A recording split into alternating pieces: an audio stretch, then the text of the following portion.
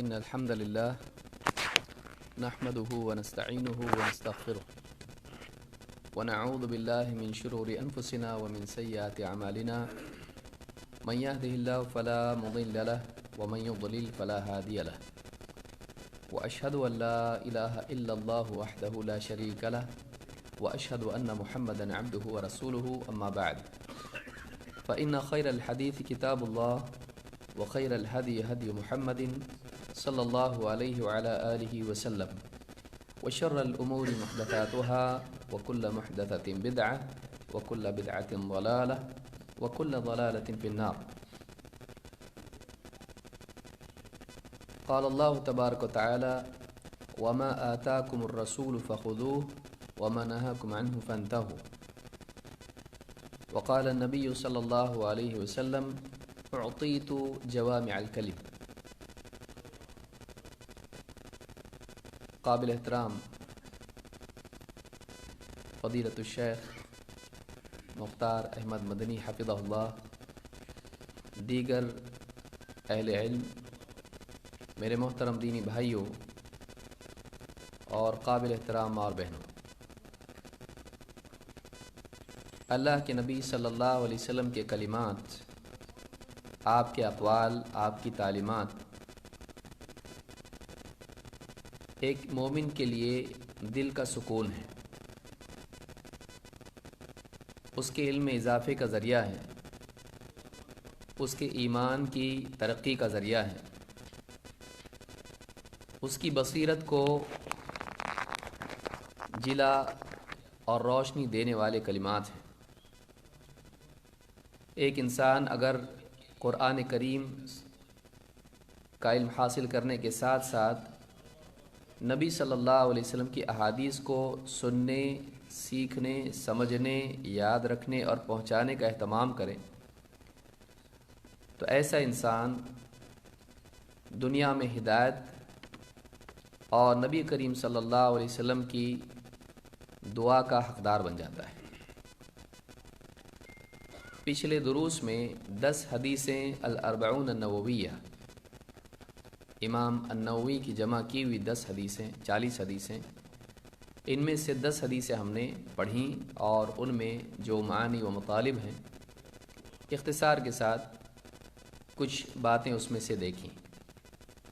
ان احادیث میں مزید اگر غور کریں بلکہ علماء کی لکھی ہوئی شروحات کا مطالعہ کریں تو معلوم ہوتا ہے کہ ایک ایک حدیث میں بہت ساری باتیں چھپی ہیں، جس سے احادیث کی اہمیت بھی معلوم ہوتی ہے اور علماء سے جڑے رہنے کی اہمیت بھی معلوم ہوتی ہے کہ علماء کس طرح سے احادیث سے مختلف احکام مستنبط کر کے امت کو بتاتے ہیں۔ آج ہم حدیث نمبر 11 سے شروع کریں گے۔ باب 11، مشکوک چیز سے پرہیز کرنا، ایسی چیز سے پرہیز کرنا جس کے حلال و حرام، صحیح یا غلط ہونے میں شک ہو، اور مشکوک کو چھوڑ کر یقینی چیز کی پیروی کرنا، یقینی چیز کو اختیار کرنا۔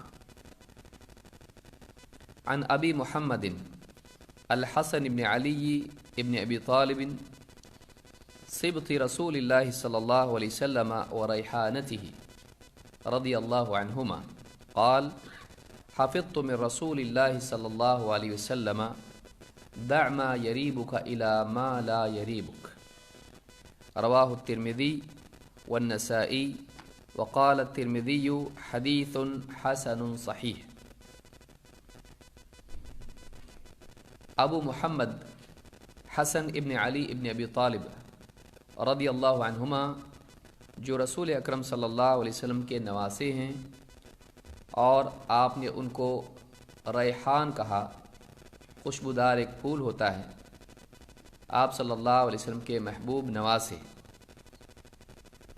فرماتے ہیں حفظت من رسول اللہ صلی اللہ علیہ وسلم، میں نے اللہ کے رسول صلی اللہ علیہ وسلم سے ایک حدیث محفوظ کی ہے، ایک بات محفوظ کی ہے۔ آپ نے فرمایا دع ما یریبک الی ما لا یریبک، ایسی چیز کو چھوڑ کر جس میں شک ہو، ایسی چیز کو اپنا جس میں شک نہیں۔ امام ترمذی اور نسائی نے اس کو روایت کیا ہے، اور امام ترمذی کہتے ہیں یہ حدیث حسن صحیح ہے۔ اس حدیث کی تفصیلی روایت بعض کتب میں آئی ہے، ابن حبان اور دوسرے محدثین نے اس کو روایت کیا ہے، جس سے مزید اس حدیث کے معنی واضح ہوتے ہیں۔ ابو الحورہ السعدی کہتے ہیں قلت للحسن ابن علی، میں نے حسن ابن علی رضی اللہ تعالیٰ عنہ سے کہا حدثنی بشیء حفظتہ من رسول اللہ صلی اللہ علیہ وسلم، مجھے کوئی ایسی بات بتائیے جو آپ نے اللہ کے رسول صلی اللہ علیہ وسلم سے سیکھ کر محفوظ کی ہو۔ لم یحدث کبھی احد، آپ سے کسی اور نے بیان نہ کی ہو، براہ راست آپ نے اللہ کے رسول صلی اللہ علیہ وسلم سے وہ حدیث سنی ہو، اس لیے کہ ان کی عمر بہت کم تھی، تو کہا کہ براہ راست آپ نے اگر کوئی حدیث سنی ہے تو بتائیے۔ قال سمعت رسول اللہ صلی اللہ علیہ وسلم یقول، فرمایا میں نے اللہ کے رسول صلی اللہ علیہ وسلم کو یوں فرماتے سنا، دع ما یریبک الی ما لا یریبک، ایسی چیز کو چھوڑ کر جو تجھے شک میں ڈالے، ایسی چیز کو اختیار کر جو تجھے شک میں نہ ڈالے۔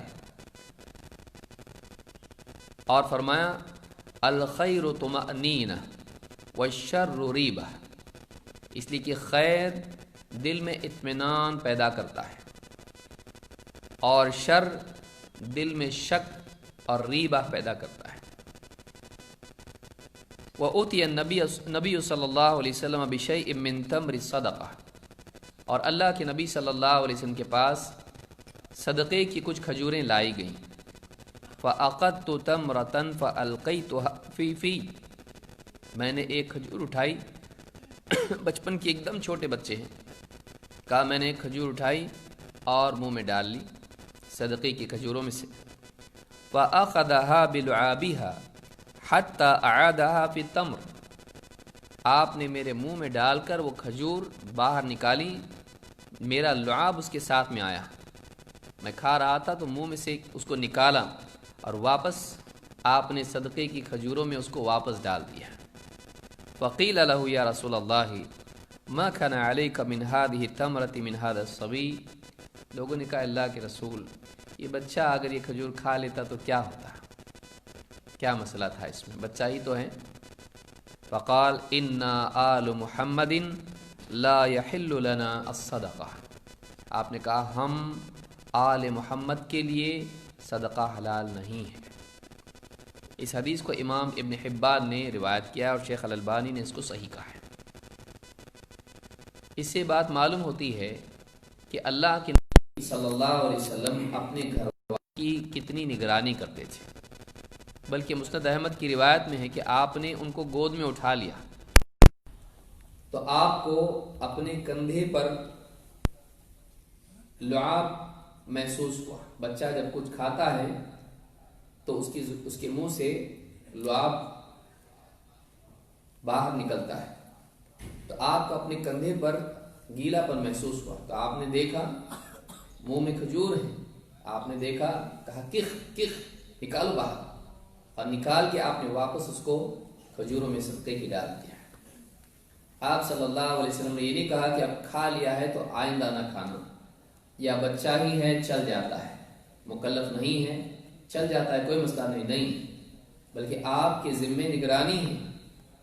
تو بچہ اگر غلطی کرتا ہے تو اس کا یہ مطلب نہیں کہ بڑا اس کو نظر انداز کرے، اس کا کفیل، اس کا ذمہ دار، اس کا نگراں، اس کا سرپرست، اس کی ذمہ داری ہے کہ وہ بچے کو اس برائی سے روکے۔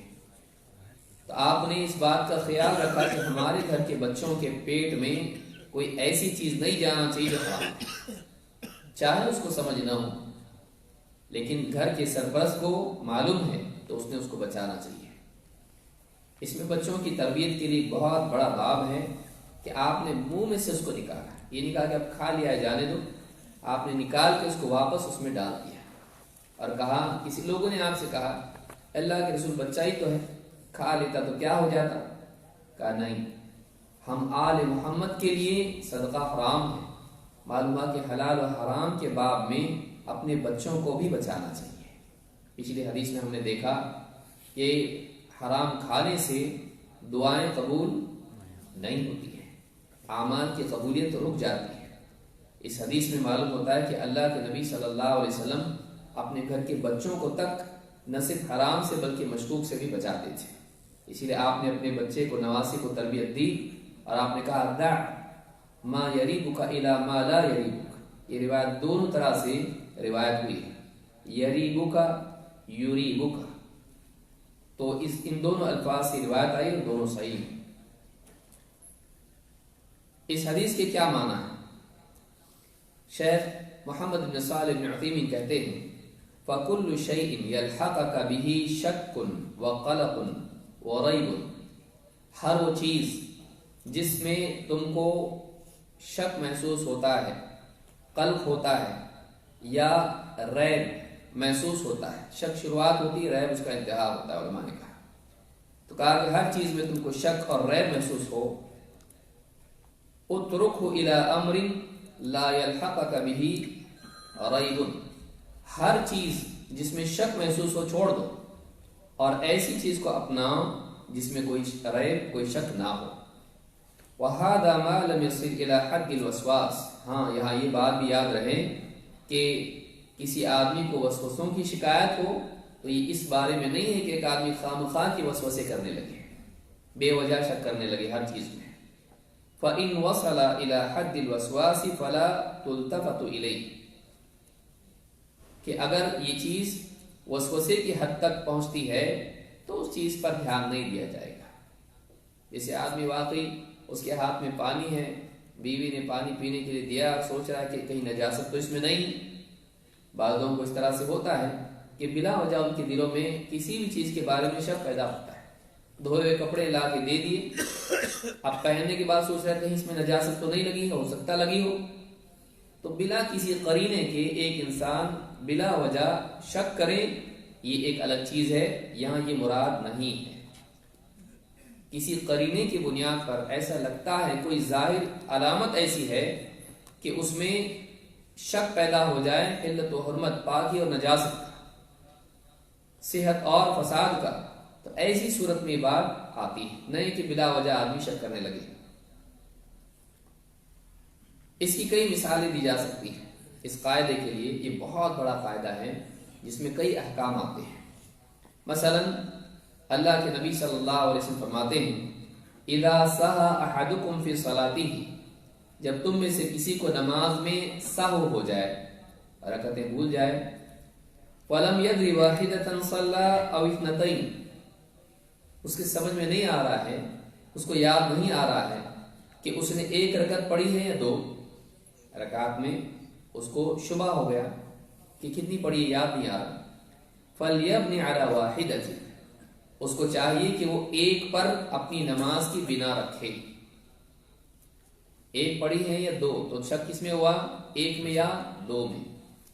تو دو زائد ہے، ایک کم ہے، کم از کم ایک تو پڑھی ہے، وہ یقین ہے، لیکن دو میں اور ایک میں شک ہو گیا، تو یا تو ایک پڑھی ہوگی یا تو دو، تو اب ان دو میں سے کم کیا ہے، ایک، چونکہ اس کے ذمہ ادا کرنا لازم ہے، پوری رکعتیں، فجر کی 2 ہیں یا ظہر کی 4 ہیں، مغرب کی 3 ہیں، تو اب مکمل نماز پڑھنا اس پر ضروری ہے، تو کم رہنا نماز کا بگاڑ ہے، تو اس سے بچنے کے لیے وہ کم پر بنا رکھے، کیونکہ وہ یقینی ہے، ایک تو پڑھی ہی پڑھی ہے، دو پکا نہیں ہے، تو ایک اور دو میں شک ہوتا ہے تو ایک پر بنا رکھے۔ فَإِن لَمْ يَدْرِ ثَلَاثًا صَلَّى أَوْ أَرْبَعًا فَلْيَبْنِ عَلَى ثَلَاثٍ، اگر 2 اور 3 میں اسے شک ہو جائے تو وہ، یعنی 3 یا 4 میں اس کو شک ہو جائے تو فَلْيَبْنِ عَلَى ثَلَاثٍ، تو وہ 3 رکعتوں پر بنا رکھے، یعنی 3 رکعتیں شمار کریں کہ یہ تو پڑھی ہیں، اب چوتھی پڑھے۔ وَلْيَسْجُدْ سَجْدَتَيْنِ قَبْلَ أَن يُسَلِّمَ، اور سلام سے پہلے 2 سجدے کر لے، جس کو ہم سجدہ سہو کہتے ہیں، سجدہ سہو کہتے ہیں۔ تو اس حدیث کو امام ترمذی نے روایت کیا، اس سے معلوم ہوتا ہے کہ یہ معاملہ کئی مسائل پر منطبق ہوتا ہے کہ رکعت کی گنتی میں شک ہو گیا، اب ایک یا دو، تو اب ان دونوں میں سے ایک تو یقینی ہے، لہذا ایک پر بنا رکھیں اور دو کو چھوڑ دیں، اور پھر پوری نماز پڑھ کے دو سجدے کریں سہو کے، اور اس کی نماز مکمل ہے۔ اسی طرح سے جیسے وسوسوں کے بارے میں کہا کہ ایک آدمی کو یوں ہی وسوسے ہوتے ہیں تو وسوسوں کو نہ دیکھیں، جیسے عبداللہ ابن زید بن عاصم کہتے ہیں، عبداللہ ابن زید بن عاصم رضی اللہ تعالیٰ عنہ کہتے ہیں شکا انہ شکا الی رسول اللہ صلی اللہ علیہ وسلم الرجل، ایک آدمی نے آپ صلی اللہ علیہ وسلم سے شکایت کی، الذی یخیل الیہ انہ یجد الشیء فی الصلاۃ، اسے بار بار خیال ہوتا ہے کہ اس کے پیٹ میں سے کچھ خارج ہوا ہے، پیٹ میں گڑبڑ، ہوا خارج ہو گئی، اس طرح سے احساس اس کو ہوتا ہے۔ فقال لا ينفتل او لا ينصرف، آپ نے کہا وہ واپس نہ پلٹے، یعنی وضو کے لیے مسجد سے باہر نہ نکلے، حتی يسمع صوتا او یجد ریحا، حتیٰ کہ وہ آواز سنے یا اسے بو محسوس ہو۔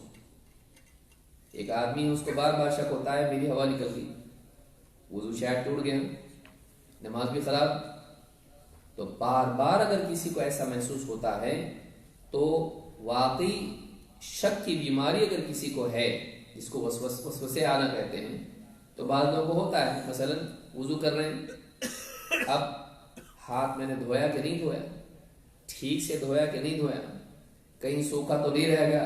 بعض اوقات غسل کرتے ہیں تو گھنٹوں غسل کرتے ہیں، وضو کرتے ہیں تو کئی 15 منٹ تک وضو کرتے رہتے ہیں، یا بعض اوقات سورۃ الفاتحہ پڑھ رہے ہیں الحمد پہ اٹک جاتے ہیں کہ ہاں برابر نکلا ہے نہیں، تجوید سے ہوا کہ نہیں، التحیات بار بار وہی دہراتے رہتے ہیں، اسی میں پھنس جاتے ہیں یہ سمجھتے ہوئے کہ کہیں ہمارا التحیات یا سورۃ الفاتحہ صحیح سے ادا ہوا یا نہیں۔ اس طرح کا معاملہ یہ وسوسے کی وجہ سے ہوتا ہے، ایک بیماری ہے۔ ایسا اگر کسی کو ہے کہ خواہ کا اس کو شک ہوتا ہے کہ شاید میرا وضو ٹوٹ گیا، تو آپ نے اس کو شک پر بنا رکھنے کی بجائے یقین پر بنا رکھنے کے لیے کہا۔ آپ نے فرمایا فقال لا ينفتل او لا ينصرف حتى يسمع صوتا او يجد ريحا، کہ وہ واپس نہ اٹھ مڑے، واپس نہ لوٹے یہاں تک کہ وہ آواز سن لیں یا بو محسوس ہو، یعنی یہ وہ ذریعہ ہے جس سے معلوم ہوتا ہے کہ واقعی اس کی ہوا خارج ہوئی ہے۔ اور اگر اس طرح کا کوئی قرینہ نہیں ہے تو وسوسے کی بیماری والے شخص کو مجرد وسوسے پر اعتماد نہیں کرنا چاہیے، کوئی قرینہ ایسا ہو جس سے اس کو حقیقت قبول کرنا آسان ہے۔ اس حدیث کو امام البخاری مسلم نے روایت کیا ہے۔ اسی طرح سے اخبار میں آپ دیکھیں احتیاط سکھایا گیا ہے۔ اللہ تعالیٰ فرماتا ہے یا ایھا الذین آمنوا ان جاءکم فاسق بنبأ فتبینوا ان تصیبوا قوما بجہالۃ فتصبحوا علی ما فعلتم نادمین۔ سورۃ الحجرات میں اللہ نے فرمایا اے ایمان والو، اگر کوئی فاسق تمہارے پاس کوئی خبر لے کر آئے تو اچھی طرح سے تحقیق کر لو، کہیں ایسا نہ ہو کہ جہالت میں لا علمی کی بنیاد پر تم کوئی اقدام کرو اور کسی قوم کو نقصان پہنچا دو، اور پھر اپنی کیے پر بعد میں ندامت میں مبتلا ہو جاؤ۔ یہاں یہ سکھایا گیا ہے کہ خبر اگر فاسق کی طرف سے آئے وہ سچی بھی ہو سکتی ہے اور جھوٹی بھی، تو اگر فاسق سے خبر آتی ہے تو اس کی بنیاد پر اقدام نہیں کیا جائے گا، احتیاط کریں گے، چاہے وہ دنیا کی خبر ہو یا پھر وہ دین کی خبر ہو۔ ایک فاسق نبی صلی اللہ علیہ وسلم کی حدیث بیان کریں، محدثین نے اسی بنیاد پر، اس آیت کی بنیاد پر اس کی حدیث کو رد کر دیا، جب تک کہ اس کی حدیث کی معتبر ذریعے سے تائید نہ ہو اس کی حدیث نہیں لیں گے، کیونکہ اس کی بات لینے سے وہ دین بن جاتی ہے، اس کی بات لینے سے کوئی چیز حلال یا حرام ہو جاتی ہے، کوئی عبادت ثابت ہو جاتی ہے یا کوئی عقیدہ ثابت ہوتا ہے۔ تو دین کے معاملے میں احتیاط کیا جائے گا، صرف اسی ذریعے سے خبر لی جائے گی جو معتبر ہے۔ اسی لیے انہوں نے ایسی احادیث کو اس سے توقف کیا جن میں کوئی راوی غیر معتبر. تو یہاں پر یہ بتایا گیا کہ خبر کی تحقیق کرو. اگر معتبر ہوتی خبر تو تحقیق کی ضرورت نہیں. تو تحقیق کی ضرورت ہے کا مطلب یہ ہے کہ اور چیک کرنا پڑے گا, اتنے پر کام نہیں چلے گا. تو اس طرح سے اس میں بھی بتایا گیا کہ احتیاط اپنائیں, جس میں شک ہے اسے چھوڑے اور یقینی خبر کو اپنائیں. ایک صالح انسان, یادداشت کا پکا انسان اگر کوئی بات لے آتا ہے وہ یقینی خبر ہے, اور اس کے مقابلے میں ایک ایسا آدمی جس کی یادداشت خراب ہو یا تقوی اس کا مجروح ہو, ایسے آدمی کی بات میں گنجائش ہے کہ اس میں جھوٹ ہو, ملاوٹ ہو, غلطی ہو. تو ایسی خبر کو چھوڑ کر جس میں غلطی کا امکان قوی ہے, ایسی خبر کو اپنایا جائے جس میں غلطی کا امکان کم ہے. اسی لیے علماء نے ضعیف حدیث کو چھوڑ کر صحیح حدیث کو اپنانے کا اصول بتایا ہے. دع ما یریبک الی ما لا یریبک, ایسی چیز کو چھوڑ جس میں شک ہے, اور ایسی چیز کو اپنا جس میں شک نہیں ہے. تو یہاں پر اللہ تعالیٰ نے چونکہ فاسق کی خبر براہ راست بلا تحقیق قبول کرنے سے منع کیا, تو اس کے بالعکس اگر صالح کوئی ہے تو اس کی خبر کی تحقیق کی ضرورت نہیں ہے, وہ حجت ہے, وہ دلیل ہے, اس کو لینے کے لیے کہا. اسی لیے علماء نے صحیح احادیث کو لیا اور ضعیف احادیث کو رد کر دیا, چھوڑ دیا. تو اس حدیث اس آیت کے سے بھی یہ اصول مزید واضح ہوتا ہے. اسی طرح سے اللہ کے بارے میں ہم کوئی ایسی بات نہیں کہہ سکتے ہیں جو ہم جس کے بارے میں ہمیں پکا یقین, پختہ یقین ہو, جب تک کہ اس بات کا قرآن و سنت سے ثبوت نہ مل جائے اللہ کے بارے میں کوئی بھی عقیدہ ہم نہیں کر سکتے ہیں. ہر زمانے میں انسان کا بگاڑ یہی رہا کہ مجرد گمان کی بنیاد پر اس نے اللہ کے بارے میں عقیدے گھڑ لیے ہیں. جیسے نصارہ نے عیسیٰ علیہ السلام کو اللہ کا بیٹا بنا دیا, یا ان کے معجزات دیکھ کر, یا باپ کے بغیر پیدا ہونے کو دیکھ کر, یا اسی طرح سے ان کے بارے میں عقیدہ بنایا کہ وہ 3 میں کا تیسرے ہیں, اور یا اسی طرح سے انہیں خود اللہ تعالیٰ کے ساتھ شریک کر دیا. تو گمان کو چھوڑ کر یقین کو اپنایا جائے گا. ایسی چیز جس میں شک ہو اس کو چھوڑیں گے, اور ایسی چیز کو اپنائیں گے جس میں شک نہیں ہے. یقینی بات کی بنیاد پر عقیدہ بنایا جائے گا. عقیدے کے لیے ایسی دلیلوں کو اپنایا جائے گا جو یقینی اور حتمی ہے, محض گمان نہیں, محض ایسی سنی سنائی باتیں نہیں, لوگوں کے قصے کہانیاں نہیں, بلکہ کہا دع ما یریبک الی ما لا یریبک, یعنی معلوم ہے کہ ایسی چیز جس میں شک نہ ہو وہ ہمارے عقیدے اور احکام کی بنیاد ہونا چاہیے. اللہ نے فرمایا ولا تقولوا علی اللہ الا الحق, اللہ کے بارے میں کوئی بات مت کہو مگر یہ کہ بات حق ہو. حق کہاں سے آتا ہے؟ الحق من ربک, حق تیرے رب کی طرف سے ہوتا ہے. تو اللہ کی طرف سے جو علم آیا ہے اسی کی بنیاد پر اللہ کے بارے میں عقیدہ اپنایا جائے گا, نہ کہ لوگوں کی طرف سے, کیونکہ لوگوں کے پاس غلطی کا امکان قوی ہے, بلا دلیل کوئی عقیدہ اپنایا نہیں جائے گا. اسی طرح سے آپ دیکھیں اس معاملے میں بعض لوگوں میں یہ چیز ملتی ہے کہ شک والی چیزیں, مشکوک چیز کو چھوڑنا, جیسے حلال و حرام کا معاملہ ہے, کسی چیز کے بارے میں شک ہو جائے تو ایسی چیز سے احتراز کرنا, اس سے پہلے بھی ہم دیکھ چکے ہیں کہ حلال واضح ہے, حرام واضح ہے, اور ان دونوں کے درمیان کچھ چیزیں شک والی ہیں. جس نے ان شک والی چیزوں سے اپنے آپ کو بچایا اس نے اپنے دین اور اپنی عزت کو بچایا. اس حدیث میں بھی مزید اس قاعدے کا ایک پہلو ہے, اگرچہ دوسرے بھی پہلو اس میں آتے ہیں, کہ ایک انسان کو اگر شک ہو کسی چیز میں اور قوی شک ہو کہ ہو سکتا ہے یہ حرام ہو, تو اس آدمی کو چاہیے کہ اس سے بچے اور ایسی چیز کو اپنائیں کہ جس کے حرام ہونے میں کوئی, یعنی اس کا کوئی امکان نہ ہو, بلکہ یقینی طور پر حلال ہے, اس کو اپنائیں. شک والی چیز کو چھوڑیں اور یقینی چیز کو اپنائیں. لیکن علماء نے کہا کہ یہ ایسا نہیں ہے کہ ایک آدمی بڑی بڑی چیزوں میں تو آنکھ بند کر لیں اور چھوٹی چھوٹی چیزوں میں شک کرنے لگے. جیسے ایک آدمی یعنی داڑھی مونتا ہو اور پھر یہ کہے کہ روزے میں مونچھیں کتروا سکتے ہیں کہ نہیں.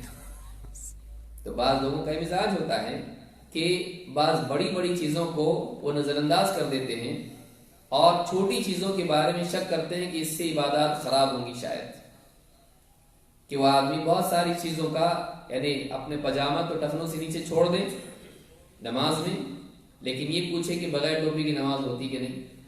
تو اس طرح سے جو مزاج ہے اس کو بھی برا مانا گیا ہے۔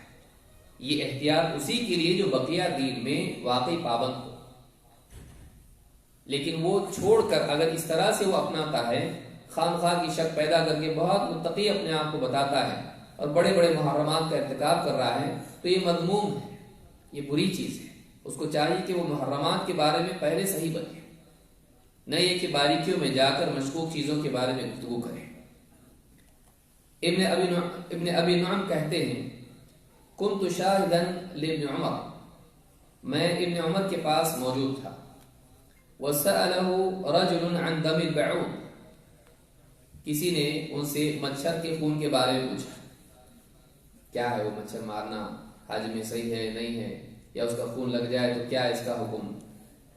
فقال ممن انت، کہاں سے کن لوگوں میں سے کس قوم کا ہے؟ فقال من اہل العراق، کہ میں اہل عراق سے ہوں۔ فقال انظر الى هذا، انظر الى هذا، دیکھو اس کو، هذا يسألني عن دم البعوض، یہ مجھ سے مچھر کے خون کے بارے میں پوچھتا ہے، وقد قتلوا ابن النبی صلی اللہ علیہ وسلم، اور یہ وہ لوگ ہیں جنہوں نے نبی صلی اللہ علیہ وسلم کے نواسی کو قتل کیا ہے۔ نواسی کو قتل کرنے والے لوگ کس کے بارے میں پوچھ رہے ہیں؟ مچھر کے خون کے بارے میں۔ وسمعت النبی صلی اللہ علیہ وسلم یقول ہما ریحانتایا من الدنیا، میں نے اللہ کے نبی صلی اللہ علیہ وسلم سنا کہ حسن اور حسین دنیا میں خوشبودار دو پھول ہیں۔ تو ریحان ہی خوشبو کے لیے بولا جاتا ہے اس کو، روح و ریحان و جنت نعیم، تو خوشبو کے لیے استعمال ہوتا ہے۔ تو اللہ کے نبی صلی اللہ علیہ وسلم کے نوازی کو قتل کرنے میں انہیں کچھ محسوس نہیں ہوا، اور یہ مچھر کے خون کے بارے میں باریکیاں تلاش کر رہے ہیں۔ تو بعض لوگوں کا یہ حال ہوتا ہے، تو یہ بھی ذہن میں رہے کہ انسان کو چاہیے کہ واضح حرام سے پہلے بچے، پھر مشکوک کے بارے میں وہ سوچے، نہ یہ کہ آدمی مشکوک کے بارے میں تو احتیاط کرتا ہے اور حرام کے بارے میں بالکل بھی احتیاط نہیں کرتا ہے، دونوں کے بارے میں احتیاط انسان کو کرنا چاہیے۔ یہ بخاری نے ادب میں روایت کیا ہے۔ اللہ کے نبی صلی اللہ علیہ وسلم فرماتے ہیں دع ما یریبک الی ما لا یریبک فإن الصدق طمأنینہ فإن الصدق طمأنینہ وإن الکذب ریبہ۔ امام احمد ترمذی اور ابن حبان نے اس کو روایت کیا ہے۔ آپ نے فرمایا کہ ایسی چیز کو چھوڑ جس میں شک ہے، اور ایسی چیز کو اپنا جس میں شک نہیں ہے، اس لیے کہ سچائی طمانیت ہوتی ہے، سراپا اطمینان ہوتی ہے، اور جھوٹ شک پیدا کرتا ہے، کھٹک پیدا کرتا ہے۔ اس سے بات معلوم ہوتی ہے کہ خیر کا، سچائی کا، صدق کا قلوب پر اثر ہوتا ہے، بھلائیوں کا دل پر اثر ہوتا ہے۔ جیسے پچھلے روایت میں خیر کا ذکر آیا اور شر کا ذکر آیا ہے، تو چونکہ صدق بھی خیر کی ایک شکل ہے اور جھوٹ شر کی ایک شکل ہے، تو خیر کا جب معاملہ انسان اپناتا ہے تو اس کے دل میں سکون محسوس ہوتا ہے۔ اسی لیے آج کل بہت سارے لوگ جو سٹریس مینجمنٹ کی بات کرتے ہیں، اور سٹریس، ڈپریشن، ٹینشن اور اس طرح کی جتنی بھی باتیں، الفاظ مختلف ہیں لیکن پریشانی ایک ہی ہے، تو اس تعلق سے جو لوگ کہتے ہیں ان کو یاد رکھنا چاہیے کہ ایک انسان جب سچائی کا راستہ اپنائے تو اللہ تعالیٰ اس کے بدلے انعام دنیا میں دیتا ہے۔ الا بذکر اللہ تطمئن القلوب، اللہ کی یاد سے دلوں کو اطمینان نصیب ہوتا ہے۔ جب ایک انسان کا معاملہ اللہ سے صحیح ہوتا ہے تو اللہ تعالیٰ اس کے دل کو سکون و چین سے بھر دیتا ہے، اور اس کو اچھی سی نیند آتی ہے تو وہ بچوں کی طرح سو جاتا ہے۔ لیکن ایک انسان جب اس کا معاملہ اللہ سے صحیح نہیں ہوتا ہے تو اس کے دل میں ہمیشہ کھٹک پیدا ہوتی رہتی ہے، وہ اپنی میزان میں خود مجرم ہوتا ہے اور اس کی زندگی سے سکون و چین نکل جاتا ہے۔ لہٰذا ایک انسان چاہتا ہے کہ سٹریس کا علاج کریں تو اپنی عملی زندگی کو اپنے اصولوں سے سنکرونائز کریں، اپنی عملی زندگی کو اور اپنے اصولوں میں اور اپنی زندگی میں تطابق پیدا کریں، موافقت پیدا کریں۔ اس لیے کہ جتنے بھی سائیکالوجی کے ماہرین ہیں انہوں نے ایک بنیادی وجہ بتائی کہ ساری بے چینی کی وجہ انسان کا اپنے مانے ہوئے اصولوں سے انحراف ہے۔ جب آدمی اپنی نگاہ میں غلط قرار پاتا ہے تو اس کو سکون نہیں ملتا ہے۔ الا اقسم بالنفس اللوامہ، اللہ نے کہا خبردار میں قسم کھاتا ہوں نفس لوامہ کی۔ نفس لوامہ کیا ہے؟ جو انسان کو غلطی پر اندر سے ڈانٹتا ہے، تو غلط ہے، تو نے غلط کیا، جبکہ سارا ماحول میں سناٹا ہو، اندر سے گونج سنائی دیتی ہے۔ وہ جو انسان کا اندر بیٹھا ہوا ضمیر ہے وہ انسان کو بے چین کر دیتا ہے۔ کب؟ جب انسان اصولوں سے انحراف کرتا ہے۔ تو اس حدیث میں بھی اس بات کا ذکر ہے کہ سچائی سراپا اطمینان ہوتی ہے۔ جب آدمی سچ والا قول و عمل میں سچ اپناتا ہے، سچائی کے راستے پر چلتا ہے تو اس کو اطمینان نصیب ہوتا ہے۔ جھوٹ کھٹک پیدا کرتا ہے، جھوٹ انسان کے دل میں بے چینی پیدا کرتا ہے، شر انسان کے دل میں بے چینی پیدا کرتا ہے۔ ابن رجب رحمہ اللہ فرماتے یعنی ان الخیر تطمئن به القلوب والشر ترتاب به ولا تطمئن الیہ، کہتے ہیں اس لیے کہ خیر سے دلوں کو اطمینان نصیب ہوتا ہے، اور شر سے دل شک میں پڑ جاتے ہیں اور انہیں اطمینان نصیب نہیں ہوتا ہے۔ وفی هذا اشارۃ الی الرجوع الی القلوب عند الاشتباہ، اس میں اشارہ اس بات کی طرف ہے کہ جب انسان کو شک ہو جائے تو اپنے دل کا جائزہ لے، اور دل اگر اس میں کھٹکتا ہے تو اس چیز سے پرہیز کرے یہاں تک کہ اس کے پاس قطعی علم اس بارے میں آ جائے۔ حدیث نمبر 12، غیر مقصود چیزوں سے پرہیز کرنا۔ ہم نے دیکھا اب شک والی چیزوں کو چھوڑنا، اب ہم آگے بڑھ رہے ہیں ایسی چیزوں کو چھوڑنا جو نہ انسان کے دنیا کے مقصد میں ہے نہ آخرت کے مقصد میں ہے، جس کا نہ دنیا میں فائدہ ہے نہ آخرت میں۔ بے فائدہ چیزوں کو، بے مقصد چیزوں کو، فضولیات کو اپنی زندگی سے کاٹ کے پھینک دینا۔ عن ابی ہریرہ رضی اللہ عنہ عن النبی صلی اللہ علیہ وسلم قال من حسن اسلام المرء ترکہ ما لا یعنیہ، حدیث حسن رواہ الترمذی وغیرہ۔ ابو ہریرہ رضی اللہ تعالیٰ سے روایت ہے، وہ نبی صلی اللہ علیہ وسلم کا فرمان نقل کرتے ہیں، آپ سے روایت کرتے ہیں، من حسن اسلام المرء ترکہ ما لا یعنیہ، آدمی کے اسلام کی خوبی یہ ہے، آدمی کے اسلام کی خوبیوں میں سے ایک خوبی یہ بھی ہے کہ وہ لا یعنی چیزوں کو چھوڑ دے۔ اس حدیث کو امام ترمذی نے روایت کیا اور یہ حدیث حسن ہے۔ شیخ محمد بن صالح بن عثیمین کہتے ہیں وَمَحَاسِنُ الْإِسْلَامِ كُلُّهَا تَجْتَمِعُ فِي كَلِمَتَيْنِ، یہاں پر کیا کہا گیا؟ من حسن اسلام المرء، آدمی کے اسلام کے حسن میں سے یہ ہے۔ تو کہتے ہیں حسن کے معاملے کہتے ہیں کہ اسلام کے محاسن سب کے سب، اسلام کی ساری خوبیاں دو کلمات میں جمع ہو جاتی ہیں، دو باتوں میں جمع ہو جاتی ہیں۔ قال اللہ عز وجل ان اللہ یأمر بالعدل والاحسان، اللہ تعالیٰ تم کو حکم دیتا ہے عدل کا اور احسان کا، عدل کا اور احسان کا۔ اس کی بہت تفصیل علماء نے ذکر کی کہ کئی چیزیں اس میں آتی ہیں کہ عدل احسان، عدل کیا ہے، احسان کیا ہے۔ تو عدل انصاف جس کو ہم کہتے ہیں، حقدار کو اس کا حق دینا، توحید بھی اس میں آتا ہے۔ احسان سارے اعمال اس میں آتے ہیں جو بھلائی ہے۔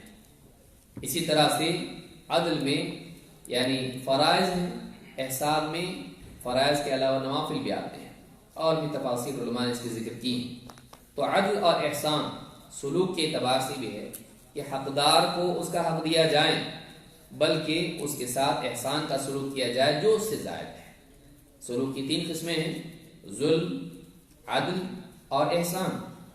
ظلم یہ ہے کہ حقدار کو حق نہ دیا جائے، عدل یہ ہے کہ جتنا حق ہے اتنا ہی دیا جائے، احسان یہ ہے کہ اپنی طرف سے اس کے ساتھ بھلائی کی جائے، اس کے حق سے زیادہ اس کے ساتھ اچھا سلوک کیا جائے۔ تو اسلام کی ساری خوبیاں عدل و احسان میں جمع ہو جاتی ہیں۔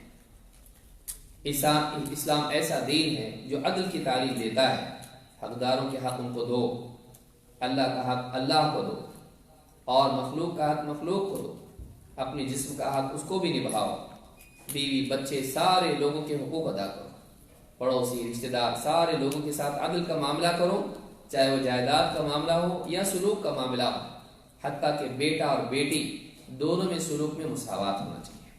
اسی لیے اللہ کے نبی صلی اللہ علیہ وسلم کے پاس جب ایک آدمی دیکھا کہ ایک بچہ اس کا بچہ آیا تو گود میں بٹھا لیا اور اس کو بوسہ دیا، اور بیٹی آئی تو اس کو بازو بٹھا دیا۔ اللہ کے نبی صلی اللہ علیہ وسلم کہا هل عدلت بینہما، تو نے ان دونوں کے درمیان انصاف کیوں نہیں کیا، عدل کیوں نہیں کیا؟ سلوک میں بھی عدل ہوتا ہے، صرف چیزوں میں نہیں۔ اور احسان ہی ہے کہ ایک انسان تمام چیزوں کو اچھے سے کرے۔ تو اسلام حسن والا ہونا چاہیے، یوں ہی رسمی نہیں، اچھے سے اسلام پر چلے انسان۔ اسلام کی زینت، اس کی خوبی کیا ہے؟ من حسن اسلام المرء ترکہ ما لا یعنی، آدمی کے اسلام کی خوبی یہ ہے، اس کا اسلام کا حسن یہ ہے کہ وہ لا یعنی چیزوں کو چھوڑ دے۔ لا یعنی ایسی چیزیں جو اس کے مقصود سے متعلق نہ ہوں، اس کے مقصد سے جڑی ہوئی نہ ہوں، یہ لا یعنی ہے۔ ابن الملقن رحمہ اللہ فرماتے ہیں عبر بالاسلام ولم يقل من احسان ایمان المرء، یہاں حدیث میں نہیں کہا گیا آدمی کے ایمان کی خوبی ہے، بلکہ کہا گیا اسلام کی خوبی ہے۔ کیوں؟ لأنه عمل ظاہر اختیاری بخلافہ، اس لیے کہ اسلام کیا ہے؟ ظاہری عمل ہے۔ تو اسی طرح سے فضولیات کو چھوڑ دینا یہ اسلام سے متعلق ہے کہ وہ عمل ہے اور آدمی ترک کر رہا ہے ایسی چیزوں کو جس سے اس کی نہ دنیا کا کوئی فائدہ ہے نہ آخرت کا کوئی فائدہ ہے۔ کہتے ہیں وَأَتَى بِمِن الدَّالَّةِ عَلَى التَّبْعِيضِ، اور یہاں پر من کا لفظ استعمال ہوا ہے اسلام کی خوبیوں میں سے ایک خوبی، اس لیے کہ اسلام کہتے ہیں لِأَنَّ تَرْكَ مَا لَا يَعْنِي لَيْسَ هُوَ كُلُّ الْإِسْلَامِ، بے فائدہ بے مقصد فضولیات کو چھوڑ دینا پورا کا پورا اسلام نہیں ہے، اس لیے کہ اسلام کے دو حصے ہیں، کیا؟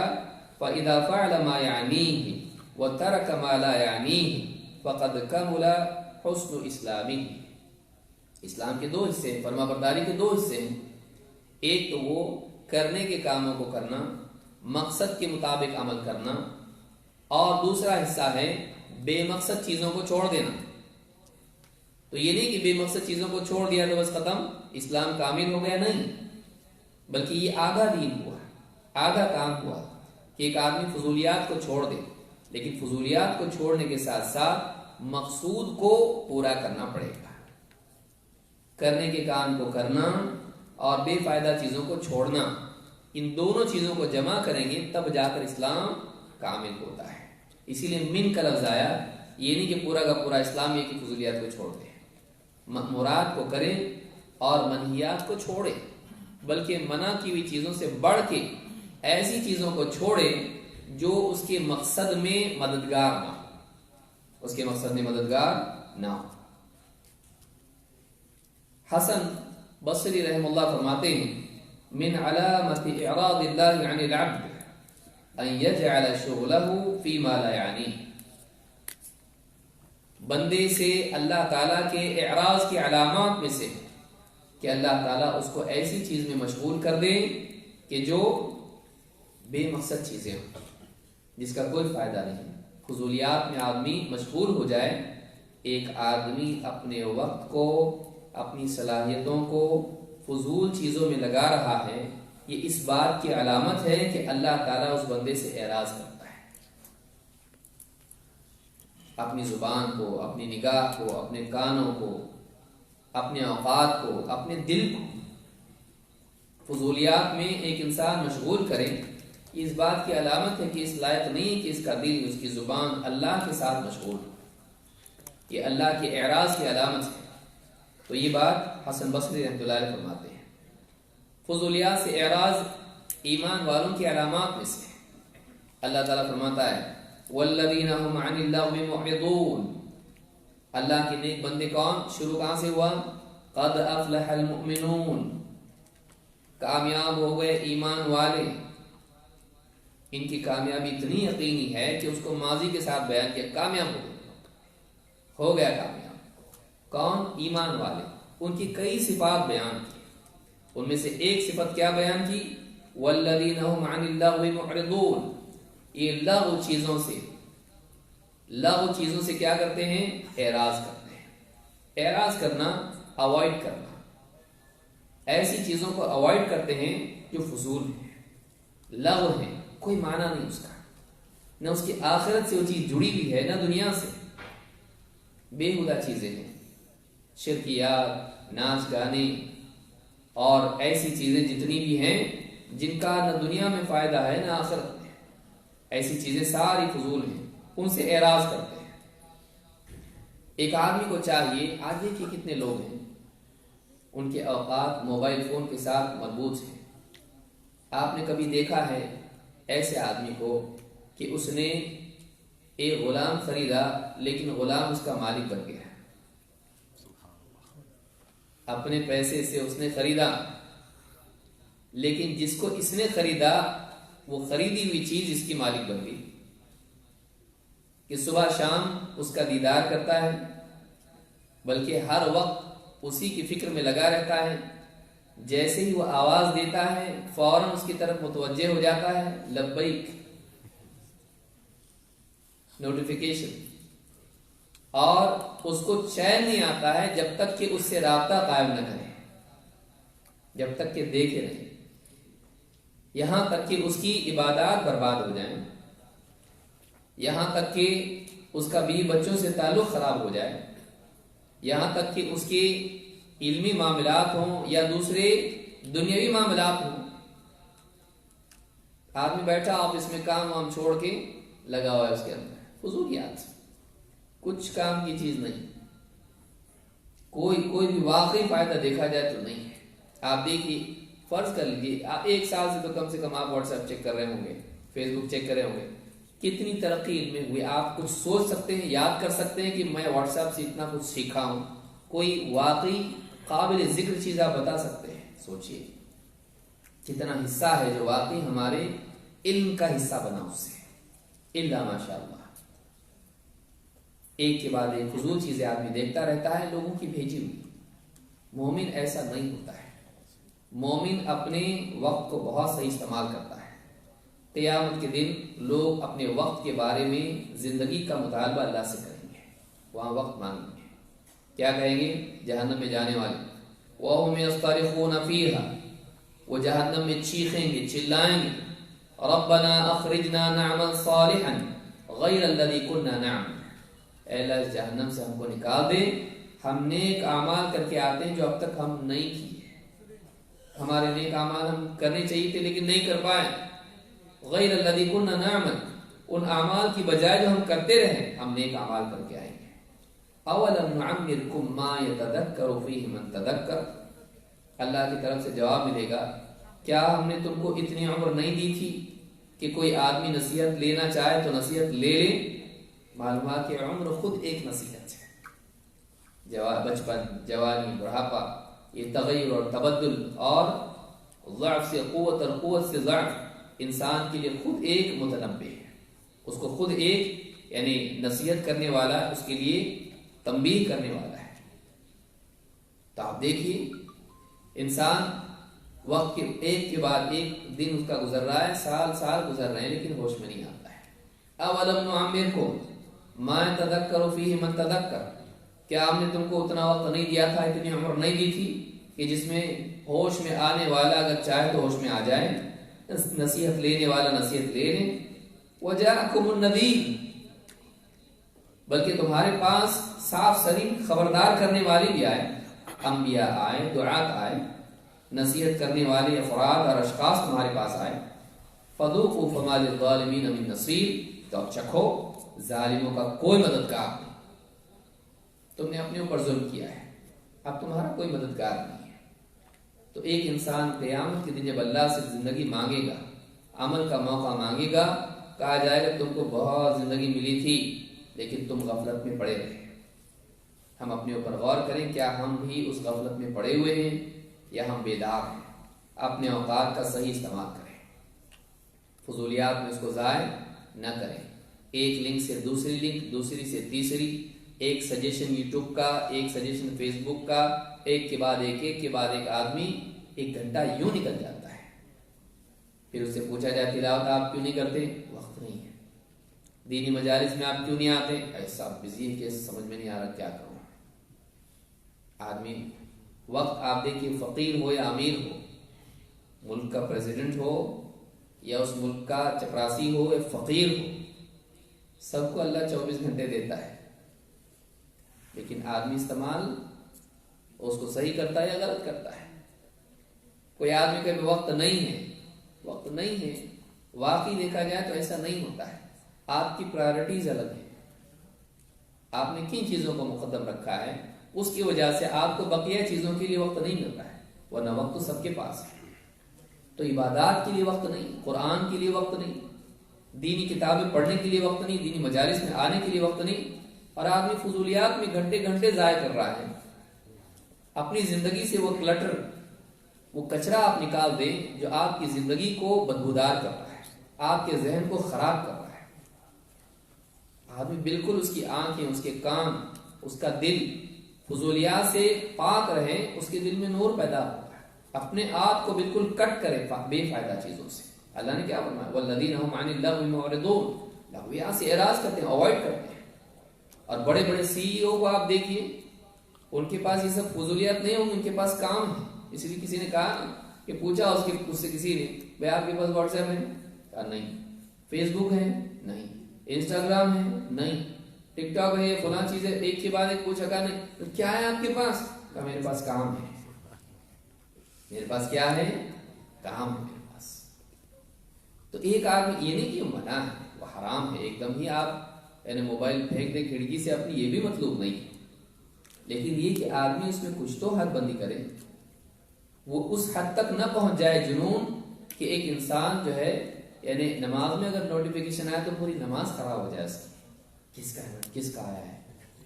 ہاں، بیوی کا ہے، باس کا ہے، دوست کا ہے، کیا ہے معلوم نہیں کیا ہے. ایک سرپرائز گفٹ آئی میرے لیے. یہ بیماری ہو گئی ہے، یہ بیماری ہے. یہ انسان کو جیسے ایک ڈرگ ایڈکٹ ہوتا ہے، واقعی آپ جا کے ریسرچ دیکھیں اس پہ، جیسے ایک ڈرگ ایڈکٹ ہوتا ہے اسی طرح سے یہ نوٹیفیکیشن ڈرگ ایڈکشن ہے. اس سے خراب نہیں ہے کہ آدمی کو کچھ نیا نیا نیا نیا اس طرح سے جو نیونس ہے وہ آدمی کو ملتا رہتا ہے، اور اس کو ایک اس کی چاہت ہو جاتی ہے. تو یہ بہت خراب چیز ہے. ابن قیم رحمۃ اللہ علیہ فرماتے ہیں اضاعۃ الوقت اشد من الموت، وقت کا ضائع کرنا موت سے بدتر ہے. وقت کا ضائع کرنا موت سے بدتر ہے. لأن اضاعة الوقت تقطعك عن الله والدار الآخرة، اس لیے کہ وقت کا ضائع کرنا تجھ کو اللہ سے اور آخرت کے گھر سے کاٹ دیتا ہے. والموت يقطعك عن الدنيا وأهلها، لیکن موت تجھ کو دنیا اور دنیا والوں سے کاٹتی ہے. وقت ضائع کرنا، فضول کاموں میں اپنے اوقات کو صرف کرنا اللہ سے اور جنت سے کاٹتا ہے. اور آدمی لگا فضولیات میں، اللہ کو بھول گیا، آخرت کو بھول گیا. تو وقت کو ضائع کرنا اللہ اور آخرت سے کاٹتا ہے. موت ایسا بھی مرنا ہے، ویسا بھی مرنا ہے، نیک بھی مرے گا، برا بھی مرے گا. تو موت دنیا اور دنیا والوں سے کاٹتی ہے. موت خود فی نفسی ہلاکت نہیں ہے، وہ سزا نہیں ہے. وہ تو انبیاء کو بھی موت آتی ہے، انک میت. لیکن اللہ سے کٹنا، اللہ سے دور ہونا، وہ سزا ہے. وہ ایک بری چیز ہے جو بڑی سزا کا ذریعہ ہے. وہ دنیا کی سزا ہے جو آخرت کی بڑی سزا کا راستہ کھولتی ہے. لہذا اپنے اوقات کی قدر کریں اور اس کو صحیح استعمال کریں. آدمی کے پاس اس کا شیڈول ہونا چاہیے، یہ چیزیں میری زندگی میں اہم ہیں، ان سے وقت بچے گا تو پھر وہ چیزیں، اور بلکہ وہ چیزیں میری زندگی سے نکل بھی جائیں تو اچھا ہے. واقعی بقدر ضرورت اس کو استعمال کرے آدمی. ایسے اپلیکیشنز کمپنیاں نکال رہی ہیں کہ اتنے کے بعد موبائل بلاک ہو جاتا ہے، 15 منٹ اس کے لیے ڈیڈ. کتنا انسان مجبور، تو خود سے کرنا، موبائل بند ہو گیا، اب وہ اس کے بعد کتنا بھی کرو اوپن ہی نہیں ہو رہا، سوائے کالنگ کے کچھ نہیں ہوتا. یعنی انسان اتنا مجبور ہو گیا بچے کی طرح کہ اس کے لیے کمپنی ایک ایپلیکیشن بنا کے دے رہی ہے کہ وہ لاک ہو جائے گا. انسان اتنا ایڈکشن اس کو ہو گیا ہے کہ ڈبے میں ڈال دیا اس کو. تو یہ جو چیز ہے موبائل فون اس دور کا بہت بڑا فتنہ ہے، اور اس کو صحیح استعمال کریں بہت اچھا، لیکن اگر اس کو اپنا مالک بنا لیں تو یہ مالک آپ کو جہنم میں لے جائے گا. تو اس سے بچیں. تو اس حدیث سے بات معلوم ہوتی ہے کہ آدمی کے اسلام کی خوبی یہ ہے کہ وہ ایسی چیزوں کو چھوڑ دے جو اس کے مقصود کو تقویت نہیں دیتی ہیں. آپ کا زندگی میں آدمی کا ایک گول ہونا چاہیے، اس کا مقصد ہونا چاہیے، اور جس کی جتنی ایکٹیویٹیز ہیں اس کے مقصد کو تقویت پہنچائیں. یہ زندگی کامیاب ہے. ایسی چیزیں جو اس کے مقصد کو نقصان پہنچائیں، پھر وہ مقصد سے زیادہ ان چیزوں میں کھو جائے، ناکام ہے آدمی. ایک آدمی معمولی انسان جانتا ہے کہ بھائی کسی برتن میں اگر ایک چیز ہم لے کے دوسری جگہ جا رہے ہیں، ہوٹل سے کچھ آپ نے لیا اور گھر تک جا رہے ہیں، اگر اس برتن میں سوراخ ہو، گر کے چیز گھر تک جانے تک ختم ہو جائے گی. ایسے سارے سوراخ بند کرنے چاہیے جس سے ہمارا وقت برباد ہو رہا ہے، ہمارے اصل کاموں کے لیے وقت نہیں بچ رہا ہے.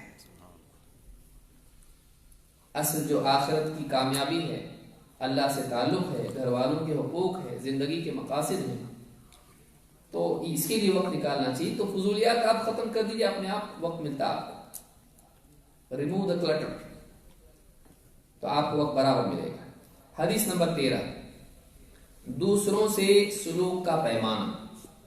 آدمی کو دوسروں سے کیسے سلوک کرنا چاہیے اس کا قاعدہ یہاں پر حدیث میں بیان کیا گیا ہے. عن ابی حمزہ انس بن مالک رضی اللہ عنہ خادم رسول اللہ صلی اللہ علیہ وسلم عن النبی صلی اللہ علیہ وسلم قال لا يؤمن احدكم حتى يحب لاخيه ما يحب لنفسه رواہ البخاری و مسلم. ابو حمزہ انس ابن مالک رضی اللہ تعالیٰ عنہ فرماتے ہیں، جو کہ خادم رسول صلی اللہ علیہ وسلم ہیں، وہ نبی صلی اللہ علیہ وسلم سے روایت کرتے ہوئے کہتے ہیں، آپ نے فرمایا لا یؤمن احدکم، تم میں سے کوئی شخص ایمان والا نہیں ہو سکتا، حتی یحب لاخیہ ما یحب لنفسہ، یہاں تک کہ وہ اپنے بھائی کے لیے، اپنے مسلمان بھائی کے لیے وہی پسند نہ کرے جو خود اپنے لیے پسند کرتا ہے. اس حدیث کو امام البخاری اور مسلم دونوں نے روایت کیا ہے. نسائی کی حدیث میں مزید اس کی وضاحت ہے. اپنے لیے جو پسند کرتا ہے دوسرے کے لیے بھی پسند کرے. تو اب آدمی کہے گا مجھے شراب پسند ہے، نعوذ باللہ، تو کیا دوسرے کے لیے بھی وہ پسند کرے گا؟ نہیں. یہ بات شر کے لیے نہیں ہے، یہ بات کس کے لیے ہے؟ خیر کے لیے. کہ آدمی فلمیں دیکھنا پسند کرتا ہے تو بھی بچوں کو بھی فلمیں دکھا رہا ہے، تو یہ چیز کیا ہے؟ یہ خیر نہیں ہے، یہ شر ہے. تو حدیث میں جو آیا ہے کہ اپنے لیے جو پسند کرتا ہے دوسرے کے لیے پسند کرے، اس کا تعلق عام چیزوں سے نہیں ہے، اس کا تعلق خیر سے ہے. اس لیے نسائی کی روایت میں ہے، اللہ کے نبی صلی اللہ علیہ وسلم نے فرمایا والذی نفس محمد بیدی، اس ذات کی قسم جس کے ہاتھ میں محمد کی جان ہے، لا یؤمن احدکم، تم میں سے کوئی شخص ایمان والا نہیں ہو سکتا ہے، حتی یحب لاخیہ ما یحب لنفسہ من الخیر، جب تک کہ وہ اپنے بھائی کے لیے وہی چیز خیر کی پسند نہ کرے جو اپنے لیے پسند کرتا ہے. تو معلومات کی چیز کیا ہے؟ خیر والی ہے. خیر کیسے معلوم پڑے گا؟ قرآن و سنت کی روشنی میں جو خیر ہے وہ خیر ہے. قرآن و سنت کی روشنی میں جو خیر ہے وہ خیر ہے. یہ نہیں کہ ہم کو اچھا دکھائی دیتا ہے تو خیر ہے، بلکہ قرآن و سنت کی روشنی میں جو خیر ہے وہ خیر ہے. اللہ کے نبی صلی اللہ علیہ وسلم فرماتے ہیں لا یبلغ عبد حقیقت الایمان. پچھلے حدیث میں آپ نے دیکھا کہ آپ نے فرمایا ایمان والا نہیں ہو سکتا ہے. اس سے مراد یہ نہیں کہ کوئی آدمی اگر پسند نہیں کرتا اپنے بھائی کے لیے خیر تو وہ ایمان ہی سے محروم ہو گیا، نہیں. اصل الایمان اس کے پاس حاصل ہے، لیکن کمال ایمان اس کے پاس نہیں ہے. جس درجے کی کیفیت کم ہوگی اس درجے کے ایمان میں کمی ہوگی، لیکن ایمان سے وہ خالی نہیں ہوگا، ایمان سے محروم نہیں ہوگا. اسی لیے علماء نے کہا اس سے مراد کیا ہے؟ کمال ایمان. واقعی وہ ایمان والا جیسا ہونا چاہیے ویسا نہیں ہے. کہا لا یبلغ عبد حقیقت الایمان حتی یحب للناس ما یحب لنفسه من الخیر، بندہ ایمان کی حقیقت نہیں پا سکتا ہے، یعنی کہا گیا کہ بندہ ایمان کی حقیقت نہیں پا سکتا ہے جب تک کہ وہ لوگوں کے لیے، دوسروں کے لیے وہی پسند نہ کرے جو اپنے لیے پسند کرتا ہے خیر کی چیزوں میں سے۔ اپنے لیے پسند کرتا ہے وہی دوسروں کے لیے پسند کرے۔ اس حدیث کو امام البخاری مسلم نے روایت کیا، لیکن الفاظ ابن حبان کے ہیں اور حدیث صحیح۔ اللہ کے نبی صلی اللہ علیہ وسلم نے ایک حدیث میں فرمایا وَمَنْ أَحَبَّ أَنْ يُحْزَحَ عَنِ النَّارِ وَيُدْخَلَ الْجَنَّةِ، جو آدمی اس کو پسند کرے، جو آدمی اس بات کو پسند کرتا ہو کہ وہ جہنم سے بچا لیا جائے اور جنت میں داخل کیا جائے، فَلْتَأْتِهِ مَنِيَّتُهُ وَهُوَ يُؤْمِنُ بِاللَّهِ وَالْيَوْمِ الْآخِرِ، تو اس کو ایسا ہونا چاہیے کہ جب اس کی موت آئے تو وہ اللہ اور آخرت پر ایمان رکھتا ہو، اسے موت نہ آئے مگر اس حال میں کہ اللہ اور آخرت پر وہ ایمان رکھتا ہو۔ وَلْيَأْتِ إِلَى النَّاسِ الَّذِي يُحِبُّ أَن يُؤْتَى إِلَيْهِ، اور لوگوں سے ویسا ہی سلوک کرے جیسا کہ وہ پسند کرتا ہے کہ لوگ اس سے سلوک کریں۔ یعنی یہ صرف کھانے پینے کی چیزوں میں نہیں کہ آپ کو مٹھائی پسند تو آپ سب کو مٹھائی کھلا رہے ہیں، یہ صرف اتنے پہ محدود نہیں ہے کہ آپ کو فلاں قسم کے لباس پسند ہے تو آپ دوسروں کو بھی وہی پہنا رہے ہیں، یہ محدود چیزوں میں نہیں ہے بلکہ اتنا وسیع ہے کہ اس میں سلوک ہے۔ آپ نہیں پسند کرتے ہیں کہ کوئی آپ کی غیبت کرے، آپ دوسرے کی غیبت مت کیجیے۔ آپ پسند نہیں کرتے ہیں کہ آپ کی بات سنے بغیر کوئی آپ پر حکم لگائے، آپ دوسروں کے ساتھ بھی ایسا مت کیجیے۔ آپ پسند نہیں کرتے کہ آپ کی بات کوئی کاٹے، آپ بھی دوسروں کی بات مت کاٹیں۔ یہ ایک پیمانہ ہے، مقیاس ہے جس سے آدمی اندازہ لگا سکتا ہے کہ لوگوں کو کیا برا لگتا ہوگا، کیونکہ انسان اپنی اصل میں سب برابر ہیں، ان کی فطرت یکساں ہے، پھر تھوڑے بہت فرق ان میں ہوتے ہیں، پھر بگاڑ کی وجہ سے اور زیادہ فرق ہو جاتا ہے، لیکن ہر انسان چاہتا ہے کہ اس کی عزت محفوظ رہے، ہر انسان چاہتا ہے کہ لوگ اس کا اکرام کریں، ہر انسان چاہتا ہے کہ اس کی کوئی بے عزتی نہ کرے، اس پر کوئی الزام نہ لگائے، اس کے اوپر کوئی ظلم نہ کرے۔ آدمی یہی چیز جو اپنے لیے پسند کرتا ہے کہ امن و امان اس کو ہو، اس کی عزت محفوظ رہے، اس کی جان محفوظ رہے، اس کا مال محفوظ رہے، اس کے ساتھ لوگ اچھا برتاؤ کریں، اس کو دھتکاریں نہیں، اس کے ساتھ لوگ ظلم کا برتاؤ نہ کریں، وہ بھی دوسروں کے ساتھ ایسا کریں۔ اسی لیے کہا وَلْيَأْتِ إِلَى النَّاسِ الَّذِي يُحِبُّ أَن يُؤْتَى إِلَيْهِ، وہ لوگوں کے ساتھ ویسا ہی سلوک کریں جیسا کہ وہ اپنے ساتھ سلوک کیے جانے کو پسند کرتا ہے۔ آپ دیکھیں، آپ کو جو پسند ہے آپ مت کیجیے۔ بہترین بااخلاق انسان بننے کا اصول طریقہ یہ ہے کہ آدمی دیکھے مجھے پسند نہیں ہے، میں دوسروں کے بارے میں بھی ویسا نہ کروں، مجھے یہ چیز اچھی نہیں لگتی ہے۔ تو یہ ایک آسان طریقہ ہے جاننے کا کہ کچھ بنیادی چیزیں ایسی ہیں جو سب میں مشترک ہیں، لوگوں کو پسند نہیں کرتے، تو آدمی اپنے بارے میں سوچ سکتا ہے اور پھر دوسروں کے بارے میں سوچے۔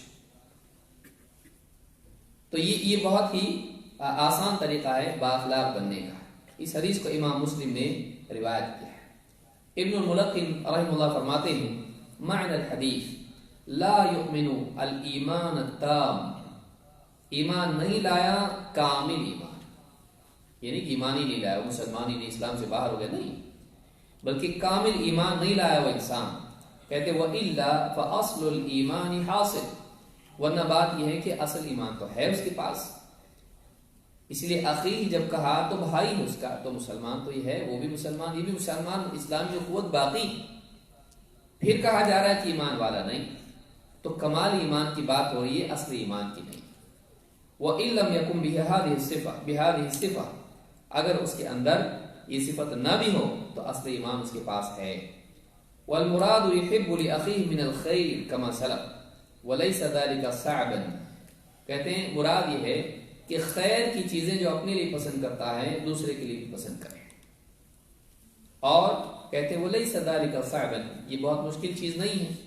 فَإِنَّ الْمُرَادَ حُصُولُ مِثْلَ ذَلِكَ من غیر مزاحمت فی حد، آدمی کہے گا دیکھو ہم کو تو نیکیوں میں ایک دوسرے سے دوڑ لگانی چاہیے، تو کہے کہ جو چیز کی تو چاہت رکھتا ہے دوسرے کے لیے بھی اس چیز کی چاہت رکھ.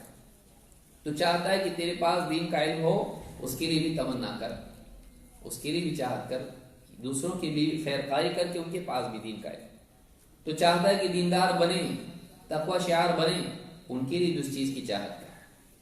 اپنے لیے جو بھلائی چاہتا، تو چاہتا ہے کہ تجھ کو الفردوس ملے، ان کے لیے بھی جنت الفردوس کی چاہت رکھ، ان کے لیے جو پسند کر.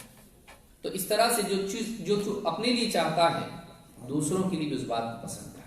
تو کہتے ہیں کہ حصول مثل ذلك من غیر حصول مثل ذلك من غیر مزاحمت فیہا، کہ آخرت کے معاملہ میں کوئی مزاحمت کا معاملہ نہیں ہے. دنیا میں مزاحمت ہوتی ہے، چیز ایک ہے، اس کی طرف کئی لوگ دوڑ رہے ہیں. آخرت میں سب کے سب دوڑیں، سب کو ملے گا، کوئی محروم رہے گا؟ سب کو ملے گا. لہذا انسان اپنے لیے جو خیر چاہتا ہے دوسروں کے لیے بھی اسی خیر کی چاہت رکھے. حدیث نمبر 14، قتل کی حرمت اور اسلامی حدود.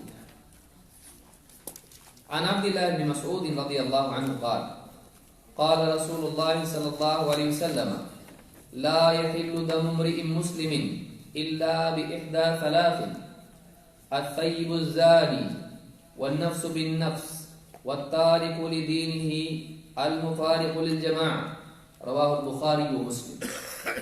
عبداللہ بن مسعود رضی اللہ تعالیٰ فرماتے ہیں، ان سے روایت ہے، کہتے ہیں اللہ کے رسول صلی اللہ علیہ وسلم نے فرمایا کسی مسلمان شخص کا خون بہانا حلال نہیں، کسی مسلمان شخص کا خون بہانا حلال نہیں مگر 3 صورتوں میں، 3 اسباب کی بنا پر. اس حدیث میں، پچھلی حدیث میں خیر کی چاہت کی بات ہوئی، اب یہ بتایا گیا کہ اس کا خون محترم ہے. اس سے پہلے بھی ایک باب میں بات گزر چکی ہے، لیکن پھر یہ بات آئی کہ اسلامی حدود کا نفاذ ہوگا. اخلاق اور احسان کا یہ مطلب نہیں ہے کہ کسی اسلامی حدود کو نافذ نہ کیا جائے. سزا کا مطلب سزا ہے. کسی سے اتنی ہمدردی نہ ہو کہ وہ کچھ قانون کی خلاف ورزی کرے، ایسا گناہ کرے جس میں اسلام کی سزا ہے، اور آدمی پھر اس کو نظر انداز کرے، نہیں جانے دو، معاف کر دو. نہیں، اسلامی حدود کا نفاذ ہوگا. یہ دین کی حفاظت کے لیے ضروری ہے، سماج کی حفاظت کے لیے ضروری ہے. آگے ہم دیکھیں گے. تو کہا کہ 3 چیزیں ہیں، 3 چیزوں کی بنیاد پر ایک مسلمان کا خون حلال ہوتا ہے، یعنی قانونی سطح پر. یعنی کہ ہر آدمی کے ہاتھ میں تلوار آ جائے اور لوگوں کا خون بہائے، بلکہ قانونی سطح پر اس کا قتل حلال ہوتا ہے. نمبر 1، الثیب الزانی، شادی شدہ زناکار. والنفس بالنفس، جان کے بدلے جان، قتل کی سزا قتل. والتارک لدینہ المفارق للجماعہ، دین کو چھوڑ دینے والا، جماعت سے الگ ہونے والا، مفارقت اختیار کرنے والا. امام البخاری مسلم دونوں نے اس کو روایت کیا ہے. 3 لوگ ہو گئے. یہ 3 کون ہیں؟ ایک شادی شدہ زناکار، نکاح ہوا ہے، اس کے پاس اپنی خواہش پوری کرنے کے لیے سبب تھا، لیکن اس کے باوجود اس نے زنا کیا. تو ایسا آدمی، اس کے لیے سزا کیا ہے؟ اس کو رجم کیا جائے گا، پتھر مار کے، جب تک کہ وہ مرتا نہیں اس کو پتھر مارے جائیں گے. تو یہ سزا اس کے لیے ہے. اور دوسرا، جس نے کسی کو قتل کیا ہو تو اس قتل کے بدلے قصاص کے طور پر اس کو بھی قتل کیا جائے گا. قاتل کی سزا قتل ہے، اس کو قصاص کہتے ہیں، بدلہ.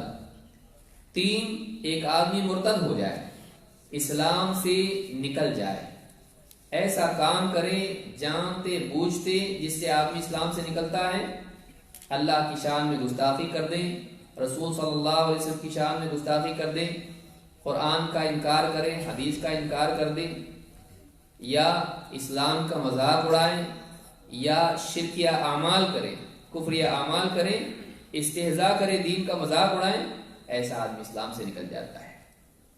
التارک لدینہ المفارق للجماعہ، اپنا دین چھوڑنے والا اور جماعت سے الگ ہونے والا. جماعت سے الگ ہونے والا، مسلمانوں کی عام جماعت جو حاکم کے تحت ہوتی ہے اس سے الگ ہونے والا، باغی بغاوت کرنے والا۔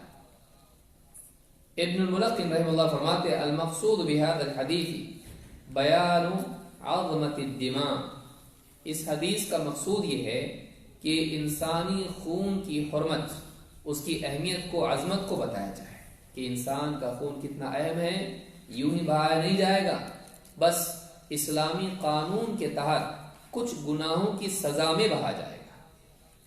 مسلمان کا خون محترم ہے، اس کو یوں ہی بہایا نہیں جائے گا۔ وما یباح فیہا وما لا یباح، اور کیا حلال ہے کیا حرام ہے، کیا مباح ہے کیا مباح نہیں ہے۔ والاصل فیہا العصمہ، اس میں تین باتیں بتا کر آپ صلی اللہ علیہ وسلم نے کہا کہ حلال نہیں کا مطلب اصل جو ہے مسلمان کا خون بہانا حرام ہے، سوائے ان صورتوں کے۔ مسلمان کا خون بہانا حرام ہے سوائے ان صورتوں کے۔ خون بہانا سے مراد اس کو قتل کرنا ہے، خون بہانا سے مراد قتل کرنا ہے، یہ نہیں کہ خون مجرد نکلنا، بلکہ بعض صورتوں میں خون نکلتا ہے، جس سے سرجری وغیرہ کی ہے تو خون بہے گا، تو یہ اس کے لیے مصلحت ہے، اس کے لیے نقصان نہیں، یہ علاج کے طور پر ہے۔ خون بہانا سے مراد یہ ہے کہ اس کو قتل کر دیا جائے جس سے خون بہتا ہے، تو یہاں پر یہ مراد ہے۔ اللہ کے نبی صلی اللہ علیہ وسلم کی ایک اور حدیث مزید اس بات کی توضیح کرتی ہے۔ آپ نے فرمایا لا یحل دم امرئ مسلم الا بثلاث، کسی مسلمان کا خون نہیں بہایا جا سکتا ہے مگر تین صورتوں میں، تین بنیادوں پر۔ ان یزنی بعد ما احسن، ان یزنی بعد ما احسن، کہ نکاح ہو جانے کے بعد شرمگاہ کی حفاظت کا ذریعہ اس کے پاس تھا، زنا سے بچنے کا سبب اس کے پاس تھا، اس کے باوجود بھی وہ زنا کرے۔ او یقتل انسانا فیقتل، وہ کسی انسان کو قتل کرے تو اس کے بدلے اس کو قتل کیا جائے۔ او یکفر بعد اسلامہ فیقتل، یا پھر اسلام کے بعد وہ کفر کر بیٹھے تب بھی اس کو قتل کیا جائے گا۔ تو زنا جو کہ انسان کی اپنی یا دوسروں کی عزت خراب کرنے والی چیز ہے، یا اسی طرح سے قتل جو کسی کی جان خراب کرنے والی چیز ہے، اس کی زندگی ختم کرنے والی چیز ہے، یا پھر کفر جو کہ انسان کے دین کو خراب کرنے والی چیز ہے۔ عزت، جان اور اسی طرح سے دین، یہ تینوں چیزیں انسان کی زندگی میں بہت اہم ہوتی ہیں۔ تو زناکار آپ دیکھیے ہمارے ملک میں آج کتنے کیسز سامنے آ رہے ہیں، 6 سال کی بچی کے ساتھ کسی نے بدکاری کی، مار کے پھینک دیا، 4 سال کی بچی، کتنی جوان بچیاں ہیں ان کے ساتھ بدکاری۔ تو یہ جو ماحول آج بن رہا ہے اس کا بہت بڑا سبب انٹرنیٹ ہے، جو جذبات کو بھڑکاتا ہے، پھر اپنے جذبات کی، اپنی شہوت کی تسکین کے لیے انسان زنا کر بیٹھتا ہے، پھر ڈرتا ہے کہ پولیس اس کو پکڑے گی، اس کی آئیڈینٹی اگر مل گئی تو وہ سزا اس کو ملے گی، تو اس کے لیے اس کو کیا کرتا ہے، ثبوت ہی کو ختم کر دیتا ہے، اسی کو مار ڈالتا ہے۔ تو زنا کے ساتھ ساتھ قتل بھی وہاں پر آ گیا۔ یہ جو حالات بن رہی ہیں اچھی نہیں ہیں، کتنی بچیوں کی جانیں چلی گئی اس میں، اور کتنے کیسز اس طرح سے ہو، مسلمان غیر مسلم بچی، چاہے وہ مسلمان کوئی بھی ہو، بچہ ہو، بچوں کے ساتھ انسان زنا کرے، آپ سوچیں کتنی کیا ہے یہ حیوانیت ہے۔ جو بچہ جس میں شہوت بھی نہیں ہے اس کے ساتھ ایک انسان، یہ سب کس کی وجہ سے ہو رہا ہے؟ یہ انٹرنیٹ کی وجہ سے ہو رہا ہے، یہ انٹرنیٹ کی وجہ سے ہو رہا ہے۔ ہر آپ کے ہاتھ میں موبائل فون ہے، چھوٹے بڑے نوجوان سب کے سب اس میں لگے ہوئے ہیں، جذبات بھڑکتے ہیں اور پھر انسان زنا کاری کرتا ہے۔ تو کہا کہ زنا، شادی شدہ زنا کرے تو اس کی سزا یہ ہے کہ اس کو قتل کیا جائے گا، یعنی رجم کیا جائے گا، اور اللہ کے نبی صلی اللہ علیہ وسلم نے اپنے زمانے میں رجم کیا۔ تو یہ پہلی صورت ہے۔ ابن الملقن کہتے ہیں والثیب هو المحسن وهو اسم جنس يدخل فيه الذکر والانثى۔ الثیب کا مطلب مرد بھی ہوتا ہے اور عورت بھی، چاہے مرد زنا کریں یا عورت زنا کرے، اگر شادی شدہ ہیں تو اس کی سزا کیا ہے؟ رجم ہے۔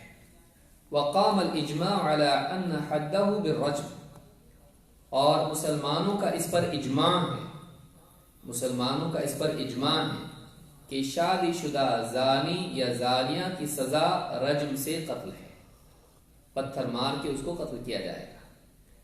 بعض لوگوں نے، منکرین حدیث نے اس کا انکار کیا، کہا کہ قرآن میں یہ نہیں ہے، قرآن میں یہ نہیں ہے، لہٰذا انہوں نے اس کا انکار کیا۔ ایک مسلمان کو یہ بات جان لینی چاہیے کہ قرآن میں جو احکام ہیں انہی کے ساتھ ساتھ احادیث میں بھی احکام ہیں، اور ایک مسلمان صرف قرآن کی پیروی کا مکلف نہیں ہے بلکہ قرآن کے ساتھ ساتھ وہ رسول اکرم صلی اللہ علیہ وسلم کے فرمان کی تعمیل کا بھی مکلف ہے۔ قل اطیعوا اللہ والرسول، اے نبی آپ کہیے کہ اللہ کی اطاعت کرو اور رسول کی اطاعت کرو۔ مزید یہ کہ قرآن ہی کی روح سے معلوم ہوتا ہے کہ مسلمان جس چیز پر متفق ہو جائیں اس کو چھوڑ کر کسی اور راستے پر چلنا جہنم میں لے جاتا ہے۔ وَمَن يُشَاقِقِ الرَّسُولَ مِن بَعْدِ مَا تَبَيَّنَ لَهُ الْهُدَى وَيَتَّبِعْ غَيْرَ سَبِيلِ الْمُؤْمِنِينَ نُوَلِّهِ مَا تَوَلَّىٰ وَنُصْلِهِ جَهَنَّمَ وَسَاءَتْ مَصِيرًا، جو شخص رسول کی مخالف جانب اختیار کرے، رسول ایک جانب تو یہ دوسری جانب ہو جائے، ایک کنارے پر رسول ہے تو دوسرے کنارے پر ہی چلا جائے، اور ایمان والوں کا راستہ چھوڑ کے کوئی اور راہ چلے۔ اس سے امام شافعی رحمۃ اللہ علیہ نے اور عام طور سے اہل علم نے استدلال کیا کہ اس میں دلیل ہے کہ جس چیز پر مسلمان جمع ہو جائیں، جس پر ان کا اجماع ہو جائے، وہ چیز لازم ہو جاتی ہے، حق ہو جاتی ہے۔ وہ چیز کیا ہے؟ وہ حق ہے، وہ دین ہے، اس کو ماننا پڑے گا بقیہ مسلمانوں کو۔ تو اس پر اجماع مسلمانوں کا ہے کہ شادی شدہ زانی اگر ہے تو اس کی حد رجم ہے۔ اللہ نے فرمایا وَيَتَّبِعْ غَيْرَ سَبِيلِ الْمُؤْمِنِينَ، ایمان والوں کا راستہ چھوڑ کے کوئی اور راہ چلے۔ جس چیز پر سارے مسلمان چلے ہیں اس سے پہلے اس سے ہٹ کے کوئی اور راستہ چلے، نُوَلِّهِ مَا تَوَلَّىٰ، جہاں وہ مڑا ہے اس کو وہی موڑ دیں گے، گمراہی آسان ہو جائے گی۔ وَنُصْلِهِ جَهَنَّمَ، اور جہنم میں پہنچا دیں گے، وَسَاءَتْ مَصِيرًا، اور بہت برا ٹھکانہ ہے۔ تو اجماع کی مخالفت کرنے والا آدمی جہنمی ہے، اجماع کی مخالفت کرنے والا آدمی جہنمی ہے۔ تو اس حدیث یعنی آیت سے بات معلوم ہوتی ہے کہ اجماع مسلمانوں کا حق ہوتا ہے۔ ابن رجب رحمہ اللہ فرماتے ہیں فَأَمَّا زِنَا الثَّيِّبِ فَأَجْمَعَ الْمُسْلِمُونَ عَلَىٰ أَنَّ حَدَّهُ الرَّجْمُ حَتَّى يَمُوتَ وَقَدْ رَجَمَ النَّبِيُّ صلی اللہ علیہ وسلم مَاعِزًا وَالْغَامِدِيَّةَ۔ جامع العلوم والحکم میں ابن رجب رحمہ اللہ فرماتے ہیں کہ ثیب کا زنا، تو سارے مسلمانوں کا اس پر اجماع ہے کہ اس کی سزا، اس کی حد کے معنی ہوتے ہیں شرعی سزا، اس کی حد یہ ہے کہ اس کو رجم کیا جائے گا یہاں تک کہ وہ اس کو موت آئے، پتھر اس کو مارنا یہاں تک کہ اس کو موت آئے۔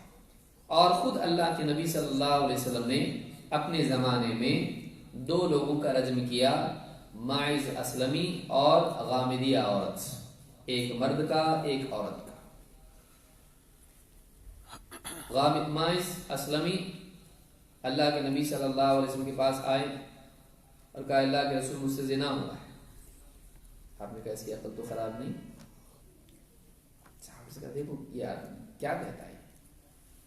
کہا نہیں اللہ کے رسول یہ اپنے قبیلے کا اچھا آدمی ہے، سمجھدار ہے۔ کہا اللہ کے رسول مجھ سے زنا ہوا ہے۔ لوٹایا، پھر آیا، کہا کہ دیکھو اس کو پوچھو، کہا یہ اپنے قبیلے کا اچھا آدمی ہے۔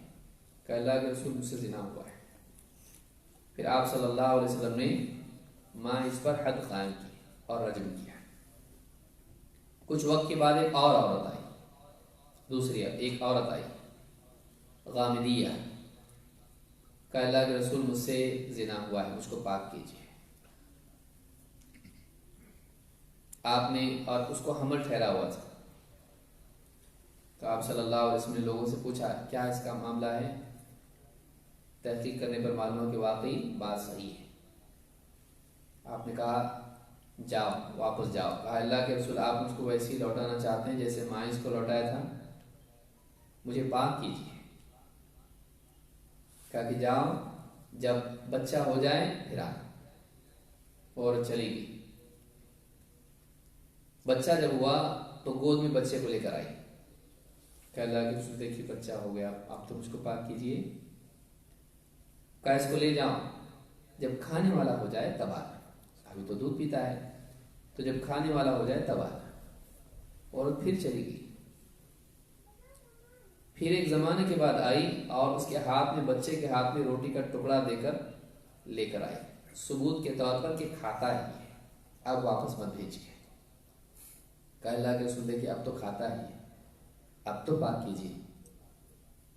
اللہ کے نبی صلی اللہ علیہ وسلم نے حکم دیا صحابہ کو، اس کو لپیٹا گیا اور اس کو ایک گڑھا کھودا گیا، گڑھے میں وہ رہی، اور صحابہ نے اس کو رجم کیا۔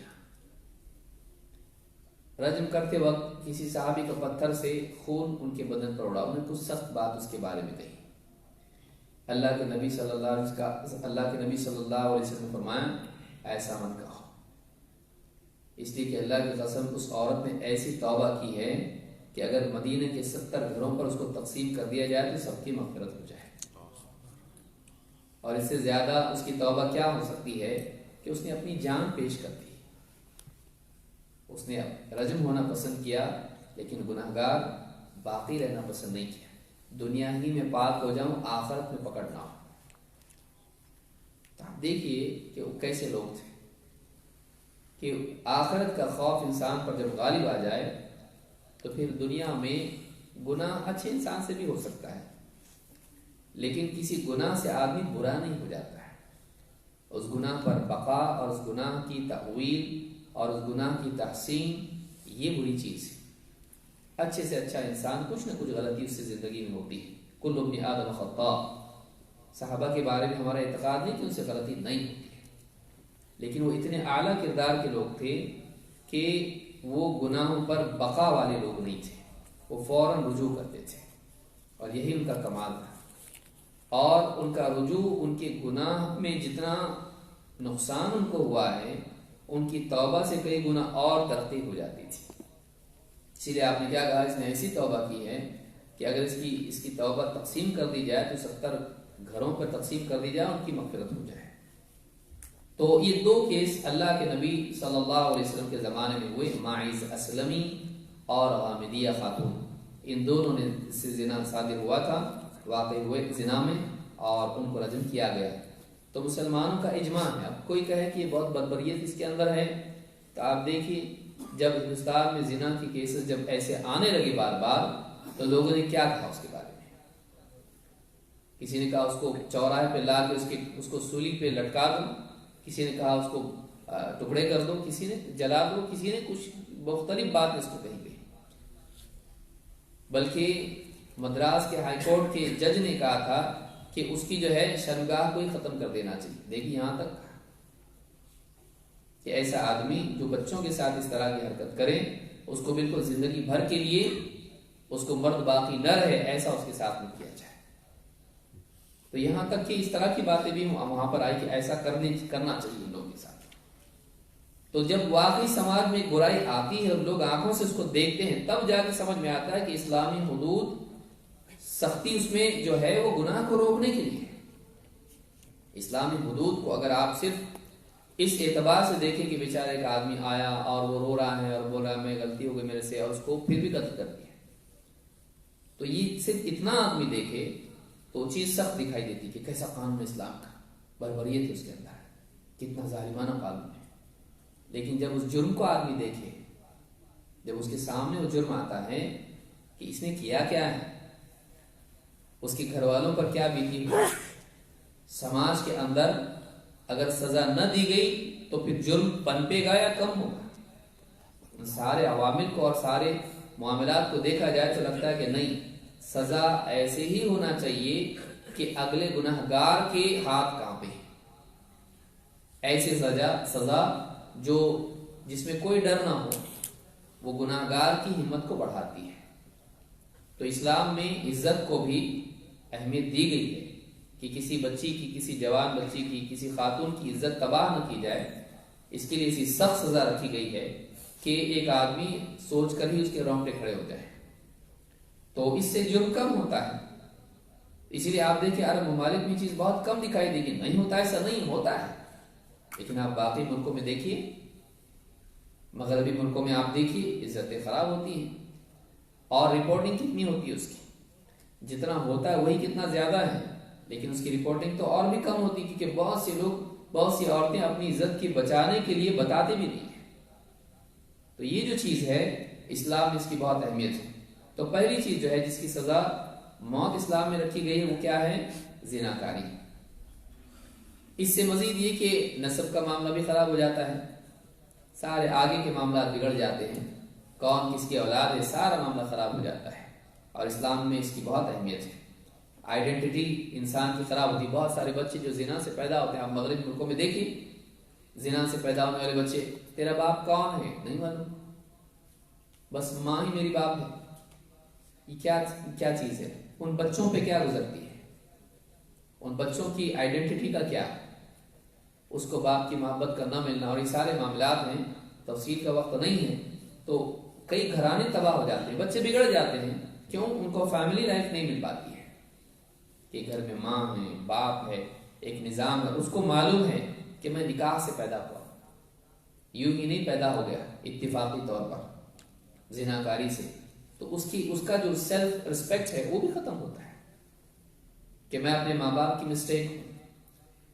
تو یہ جو چیز ہے اس سے بھی ایک مورال خراب ہوتا ہے. لوگوں کے اندر جو ہے انفیریورٹی کمپلیکس یا پھر جرم کی کمپلیکس پیدا ہو جاتی ہے کہ چلتا ہے سب زندگی میں، ماں باپ نے غلطی کی ہم بھی کریں گے، سماج پورا تباہ ہوتا ہے. تو زنا اچھی چیز نہیں ہے، یہ سماج کو تباہ کرتی ہے.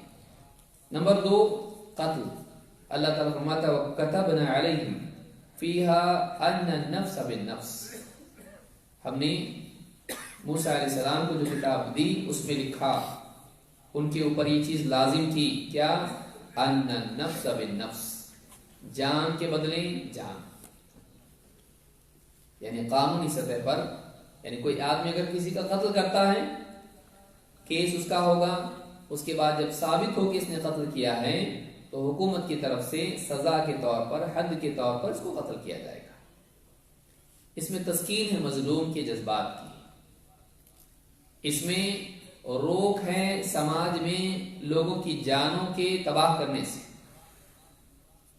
دیکھیے ایک آدمی قتل کرتا ہے، جس کے گھرانے میں قتل ہوا ہے، اب وہ کیا کرتے ہیں؟ آپ دیکھیے گاؤں وغیرہ میں جا کے پورے گھر والوں کو مار ڈالتے. کیوں؟ ان کا کوئی عزیز تھا، اس نے قتل کر دیا. بدلہ لینے میں کیا کرتے ہیں؟ اس کو بھی، اس کے بچوں کو، بیویوں کو، سب کو مار ڈالتے ہیں. کیونکہ انسان کے اندر جذبات بدلے کے ہیں. جب قصاص کا قانون رکھا گیا ہے تو جرم وہیں رک جاتا ہے، حد بڑھتی نہیں ہے اس کی. اس کی فیملی پھر آگے اس کو مارے گی، پھر اس کی فیملی جا کے اس کو مارے گی، سال چلتا رہے گا جب تک کہ کوئی آ کے رکتا نہیں. دشمنیوں کا ماحول چلتا رہے گا. لیکن قانونی سطح پر جب سزا مل جاتی مجرم کو تو مظلوم کے جذبات بغاوت کے یا جذبات اس کے انتقام کے، ان کو تسکین مل جاتی ہے، سماج میں رک جاتا ہے. جو 2، سماج میں قتل کرنے والے سوچتے ہیں کہ اگر میں نے قتل کیا تو یہ نہیں کہ 2-4 مہینے میں جا کر ضمانت پہ چھوٹ کے آ جاؤں گا. ضمانت پہ چھوٹ کے آنے کا جو یقین ہوتا ہے وہ لوگوں کی جان کی قیمت کو کم کر دیتا ہے. مار ڈالو کچھ نہیں ہوتا ہے، الٹے جاؤں گا اگر جیل میں تو لوگ خدمت کریں گے، بھائی مرڈر والا یہ سنبھال کے رہو اس سے. اور باہر جب آئے گا تو پہلے لوگ سلام نہیں کرتے تھے، اب سبزی ترکاری والے بھی سلام کریں گے اس کو. یہ حال ہوتا ہے. تو جب سزا کمزور ہوتی ہے تو سماج میں جرم طاقتور ہو جاتا ہے، قانون کمزور ہو جاتا ہے. ایسا نہیں ہونا چاہیے.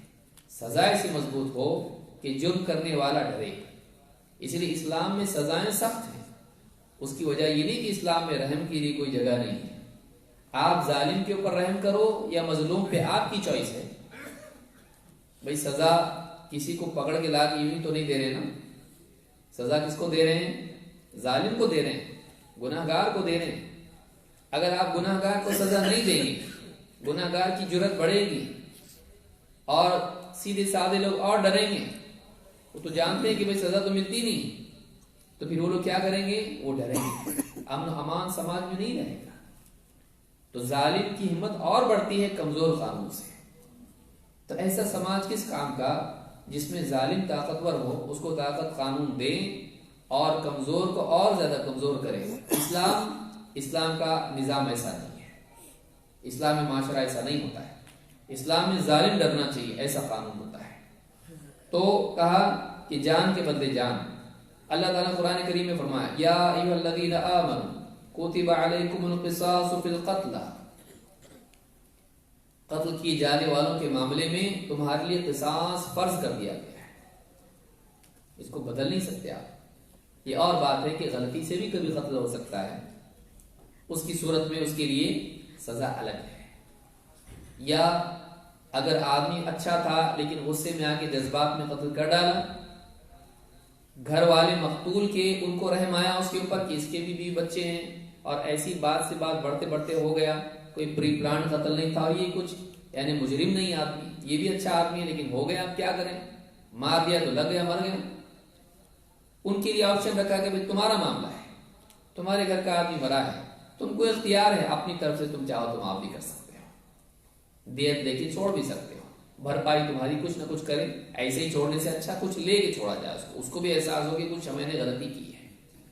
یہ بھی سلاٹ رکھا گیا ہے، یہ بھی گنجائش رکھی گئی، یہ عدل ہے کہ گناہ گار کے لیے ڈر بھی ہے، اور ایسے کیسز بھی ہوتے ہیں جس کے اندر بھول چک ہو جاتی ہے اور مر جاتا ہے، تو جب ایسا ثابت ہو جائے تو اس کے لیے بھی ایک موقع ہے کہ وہ دیت دے کر اپنے آپ کو چھڑا لے، بشرطے کہ گھر والے راضی ہوں، کیونکہ حق ان کا ہے، نقصان ان کا ہوا ہے، ان کے پاس بھی کچھ حق دیا گیا ہے۔ تو یہ اسلام کا عدل اور اسلام کا قانون ہے۔ اللہ تعالیٰ فرماتا ہے وَلَكُمْ فِي الْقِصَاصِ حَيَاةٌ يَا أُولِي الْأَلْبَابِ لَعَلَّكُمْ تَتَّقُونَ، تمہارے قصاص میں زندگی ہے اے عقل مندو، تاکہ تم پرہیزگار بنو، تاکہ تم محفوظ ہو جاؤ، تاکہ تم بچو۔ اللہ نے کہا کہ قصاص کے قانون میں زندگی ہے۔ اب بظاہر تو دکھائی دیتا کہ قتل کیا تو مر گیا، زندگی گئی، ان کا قصاص میں زندگی ہے۔ ظالم اور مجرم کی زندگی جائے گی لیکن 50 کمزور لوگوں کی زندگی محفوظ ہو جائے گی، اس سے بھی اور اس جیسوں سے بھی۔ جب یقینی ہو جائے کہ قتل کے بدلے میں تو مار ڈالا جاؤں گا، سب کے سامنے مجھے قتل کیا جائے گا اگر میں نے قتل کیا تو، اور ثابت ہو گیا تو ایسا آدمی جرم نہیں کرے گا، ورنہ آدمی جرم کرے گا۔ تو سماج میں عام لوگوں کی جانیں محفوظ ہو جاتی ہیں، یہ زندگی ہے، سماج کی زندگی ہے قصاص کے قانون میں۔ اسی طرح سے تیسری چیز ہے دین بدلنے پر قتل، مرتد کی سزا قتل۔ اکرمہ رضی اللہ عنہ فرماتے ہیں اوتی علی رضی اللہ عنہ بزنادقۃ فاحرقهم، علی بن ابی طالب رضی اللہ عنہ کے پاس کچھ مرتد زنادقہ زندیق لائے گئے، فاحرقهم، علی بن ابی طالب رضی اللہ عنہ نے ان کو جلانے کا حکم دیا۔ فبلغ ذلك ابن عباس، تو یہ بات ابن عباس رضی اللہ عنہ کو پہنچی، انہوں نے کہا فقال لو كنت انا لم احرقهم لنهي رسول اللہ صلی اللہ علیہ وسلم، اگر میں ہوتا ان کی جگہ، علی رضی اللہ عنہ کی جگہ، تو میں انہیں جلاتا نہیں، کیونکہ اللہ کے نبی صلی اللہ علیہ وسلم نے اس سے منع کیا ہے۔ وَلَقَتَلْتُهُمْ لِقَوْلِ رَسُولِ اللَّهِ صلی اللہ علیہ وسلم مَنْ بَدَّلَ دِينَهُ فَاقْتُلُوهُ، بلکہ میں انہیں قتل کرتا اللہ کے نبی صلی اللہ علیہ وسلم کے اس فرمان کی وجہ سے کہ آپ نے فرمایا جو اپنا دین بدل دے اسے قتل کرو، جو اپنا دین بدل دے اسے قتل کرو۔ یہ بخاری کی روایت ہے۔ ایک روایت میں کہ فَبَلَغَ ذَلِكَ عَلِيًّا فَقَالَ صَدَقَ ابن عباس، ابن عباس کی بات علی رضی اللہ عنہ کو پہنچی تو انہوں نے کہا ابن عباس نے سچ کہا۔ اس کو امام الترمذی نے روایت کیا ہے۔ اس حدیث میں مزید ایک اور حصہ ہے، کہا کہ التارک لدینہ المفارق للجماعہ، اپنا دین چھوڑ دینے والا اور جماعت سے مفارقت اختیار کرنے والا، جماعت سے ہٹنے والا، کہتے ہیں ابن رجب کہتے ہیں قوله التارك لدينه المفارق للجماعة يدل على أنه لو تاب ورجع إلى الإسلام لم يقتل. دین چھوڑنے والا، جماعت سے کٹنے والا، کہتے ہیں اس میں اس بات کی دلیل ہے کہ اگر کوئی آدمی دین چھوڑ دے، مرتد ہو جائے، لیکن واپس سے اسلام قبول کر لیں تو اس کو قتل نہیں کیا جائے گا، کیونکہ وہ دین چھوڑنے والا نہیں ہے. لأنه ليس بتارك لدينه بعد رجوعه ولا مفارق للجماعة. اس لیے کہ جو آدمی مرتد ہونے کے بعد واپس مسلمان ہو جائے اس کو تارک دین نہیں کہا جائے گا، اس لیے کہ وہ واپس آیا ہے، اور مفارق للجماعہ نہیں کہا جائے گا، اس لیے کہ جماعت میں واپس سے شامل ہو گیا ہے.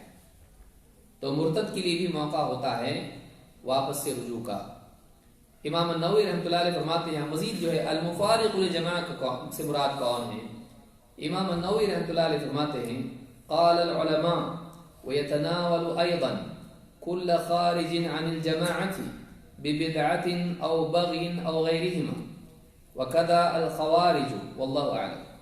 کہتے ہیں کہ علماء نے کہا ہے کہ المفارق للجماعہ، جماعت سے نکل جانے والا سے مراد کون ہے؟ کہتے ہیں کہ ہر وہ شخص جو کسی بدعت یا بغاوت کے ذریعے مسلمانوں کی جماعت سے باہر نکل جائے، جیسے کہ خوارج تھے. مسلمانوں کا ایک حاکم ہے، اس کے تحت ایک جماعت ہے، مسلمان امت ہے، تو اب اس حاکم سے خروج کرے اور مسلمانوں کی جماعت سے نکل جائے، اس حاکم کے خلاف بغاوت کرے، تو کیا وہ بھی اس میں آتا ہے؟ تو کہا کہ ہاں، ان سے بھی قتال کیا جا سکتا ہے، ان کو بھی قتل کیا جا سکتا ہے. جو حاکم کے خلاف خروج کریں اس سے قتال جائز ہے، اس کا قتل جائز ہے. اسی لیے آپ دیکھیں کہ بعض روایتوں میں ہے کہ اگر ایک امیر بن جائے مسلمانوں کا اور دوسرا اعلان کرے امارت کا، تو دوسرے کو کیا کر دو؟ قتل کر دو. یہ بغاوت ہے اور مسلمانوں میں تفریق کی بنیاد ہے. تو یہ بھی ایک صورت یہاں پر بیان کی گئی کہ المفارق للجماعہ، جماعت سے کٹ کے الگ ہونے والا، چاہے وہ عمارت کا اعلان کریں مسلمانوں کی جماعت سے ہٹ کر، یا اسی طرح سے وہ بغاوت کرے مسلمانوں کی جماعت یعنی حاکم کے خلاف. تو حضرت علی رضی اللہ تعالیٰ نے خوارج کے خلاف جنگ کی تھی، کیونکہ انہوں نے خروج کیا مسلمانوں کے امام کے خلاف. تو یہ بھی ایک صورت اس میں ملتی ہے کہ ایسے انسان کا، ایسے لوگوں کا قتل بھی جنگ کی صورت میں حلال ہو جاتا ہے. کوئی آدمی کہ کیسا اسلام اس میں جنگ ہے؟ تو آپ بتائیے کون سا دین ہے جس میں جنگ نہیں، اور کون سی حکومت ہے جس کی فوج نہیں؟ ایسے دور میں ہم ہیں کہ سارے لوگ اگر جنگ کے بارے میں گفتگو کرتے ہیں تو اسلامی کے بارے میں کرتے ہیں، جبکہ ہر ملک کی اپنی فوج ہوتی ہے. ان کے پاس ویپن ہی نہیں، نیوکلیئر ویپن ہوتے ہیں. ہر ملک کی فوج ہمیشہ ٹریننگ میں رہتی ہے. پھر جنگ بری ہے تو آپ لوگوں کی کیوں بھائی جنگیں ہیں؟ جنگ تو سبھی کی ہوتی ہے، لیکن بعض اوقات اتنا کونے میں مسلمان کو ڈھکیل دیتے ہیں کہ مسلمان کہتا ہے نہیں، اسلام کے اندر صرف کیا ہے؟ دفاعی جنگ ہے، یا جہاد اگر ہے تو پھر کیا ہے؟ صرف نفس کا جہاد ہے. آپ لوگوں سے گھبرا کے اسلامی احکام کو تبدیل نہیں کر سکتے. یہ اور بات ہے کہ جو دہشت گردی ہے، ٹیررزم ہے، اس کے لیے اسلام میں کوئی جگہ نہیں ہے. نہ لوگوں کا خون بہانا، لوگوں کی یعنی جان مال کا نقصان کرنا، اساسینیشنز کرنا اس طرح کے، جہاں امن و امان ہے یا جہاں معاہدہ مسلمانوں کا، ایسی حکومتوں کے خلاف سازشیں کرنا، یہ ایک الگ چیز ہے. لیکن یہ کہ سرے سے یعنی اس تعلق سے جنگ ہی کو ممنوع بتا دیا جائے، کوئی دوسرا نہیں کہہ رہا، مسلمانی کرنے لگے لوگوں کے دباؤ میں، تو یہ بھی غلط ہے. اس کے اپنے مقامات ہیں، اس کے اپنے اصول ہیں، اس کی شرائط ہیں، اس کے آداب ہیں، اور وہ مسلمانوں کے حاکم اور خلیفہ کی ماتحتی میں ہوتا ہے. اذا استنفرتم فانفروا، جب تم کو پکارا جائے جہاد کے لیے، یعنی حاکم تم کو حکم دے تو تم جاؤ، تو یہ حاکم کے تحت ہوتا ہے. یہ نہیں کہ کوئی بھی آدمی جو ہے دو چار لوگ مل کے کہیں چلو جہاد کریں گے ہم لوگ، ایسا نہیں ہوتا ہے. تو یہ بھی بات یاد رکھنے کی ہے. نمبر 15، ایمان اور اسلامی اخلاق میں تعلق. آدمی کا اخلاق اس کی بنا اس کے ایمان پر ہوتی ہے. جس قدر ایمان قوی ہوگا اس قدر اخلاق بھی نکھریں گے، سنوریں گے. بگاڑ اگر ایمان میں ہو تو پھر آدمی کے اخلاق میں بھی بگاڑ پیدا ہوتا ہے. اس اعتبار سے دیکھا جائے تو انسان کے اخلاق کا بگاڑ یہ نتیجہ ہوتا ہے اس کے ایمان کے بگاڑ کا یا اس کے ایمان کی کمزوری کا۔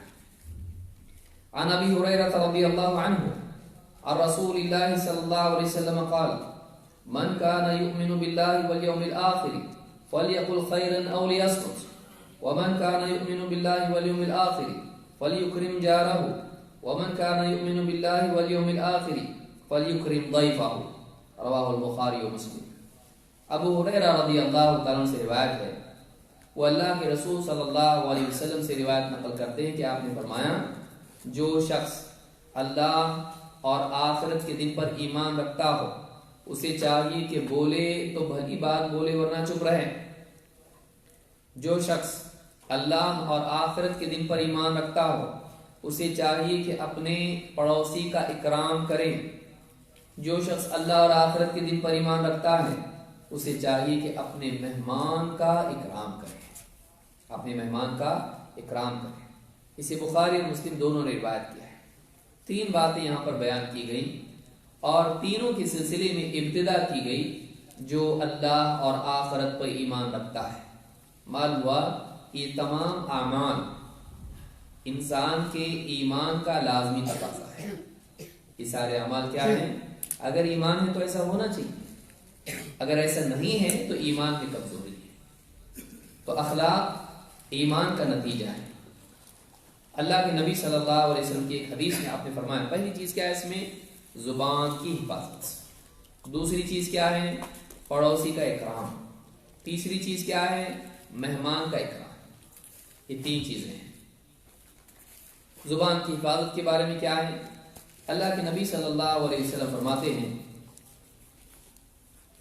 لا يستقیم ایمان عبد حتی یستقیم قلبہ ولا يستقیم قلبہ حتی یستقیم لسانہ۔ امام احمد نے اس کو روایت کیا، حدیث صحیح۔ آپ نے فرمایا کہ کسی بھی شخص کا، کسی بھی بندے کا ایمان ٹھیک ٹھاک نہیں ہو سکتا ہے جب تک کہ اس کا دل صحیح نہ ہو جائے۔ اس کے ایمان میں ثبات اور استقامت نہیں آ سکتی جب تک کہ اس کے دل میں استقامت نہ ہو۔ اور ولا یستقیم قلبہ، اور اس کا دل بھی صحیح نہیں ہو سکتا ہے، اس کے دل میں استقامت نہیں آ سکتی ہے، اس کا دل صحیح حق پر قائم نہیں ہو سکتا ہے حتی یستقیم لسانہ، یہاں تک کہ اس کی زبان صحیح نہ ہو جائے۔ ایمان صحیح نہیں ہو سکتا اگر دل صحیح نہیں ہو، لیکن دل صحیح نہیں ہو سکتا جب تک کہ زبان صحیح نہیں ہو۔ معلوم ہوا کہ انسان کے کلام کا اس کے قلب پر اثر پڑتا ہے۔ زبان کا بگاڑ دل کا بگاڑ پیدا کرتا ہے، اور دل کا بگاڑ ایمان کو خراب کر دیتا ہے۔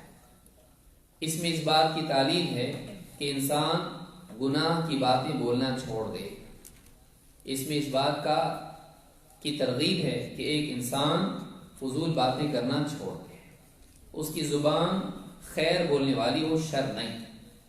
اور یہاں پر دو ہی آپشن ہے، تیسرا نہیں۔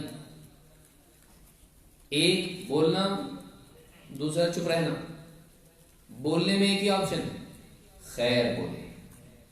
اگر خیر اس کے پاس بولنے کے لیے نہیں ہے تو کیا کرے؟ چپ رہے۔ تو اصل سکوت ہے، اس لیے کہ انسان چپ ہی رہتا ہے۔ بولنے کے لیے اس کے پاس خیر ہونی چاہیے۔ خیر ہے تو بول ورنہ چپ رہے، خیر ہے تو بول ورنہ چپ رہے۔ خیر سے مراد وہ تمام چیزیں ہیں جو شر نہ ہو اور فضول نہ ہو، کیونکہ فضول باتیں بھی شر ہی کے قریب قریب ہیں اور وہ شر تک لے جاتی، جیسا کہ پچھلی حدیث میں ہم دیکھ لیں۔ تو اس سے معلوم ہوتا ہے کہ زبان کی حفاظت کرنا ضروری ہے۔ ابراہیم النخعی رحمۃ اللہ علیہ فرماتے ہیں یہلک الناس فی فضول المال والکلام، لوگ ہلاک ہوتے ہیں کس چیز میں؟ دو چیزوں میں، فضول مال سے اور فضول کلام سے۔ مال کو فضولیات میں خرچ کرنا ہلاکت ہے، اسی طرح سے اپنے الفاظ فضول معاملات میں خرچ کرنا، بے فائدہ بک بک کرنا، یہ بھی انسان کی ہلاکت کا نتیجہ ہے۔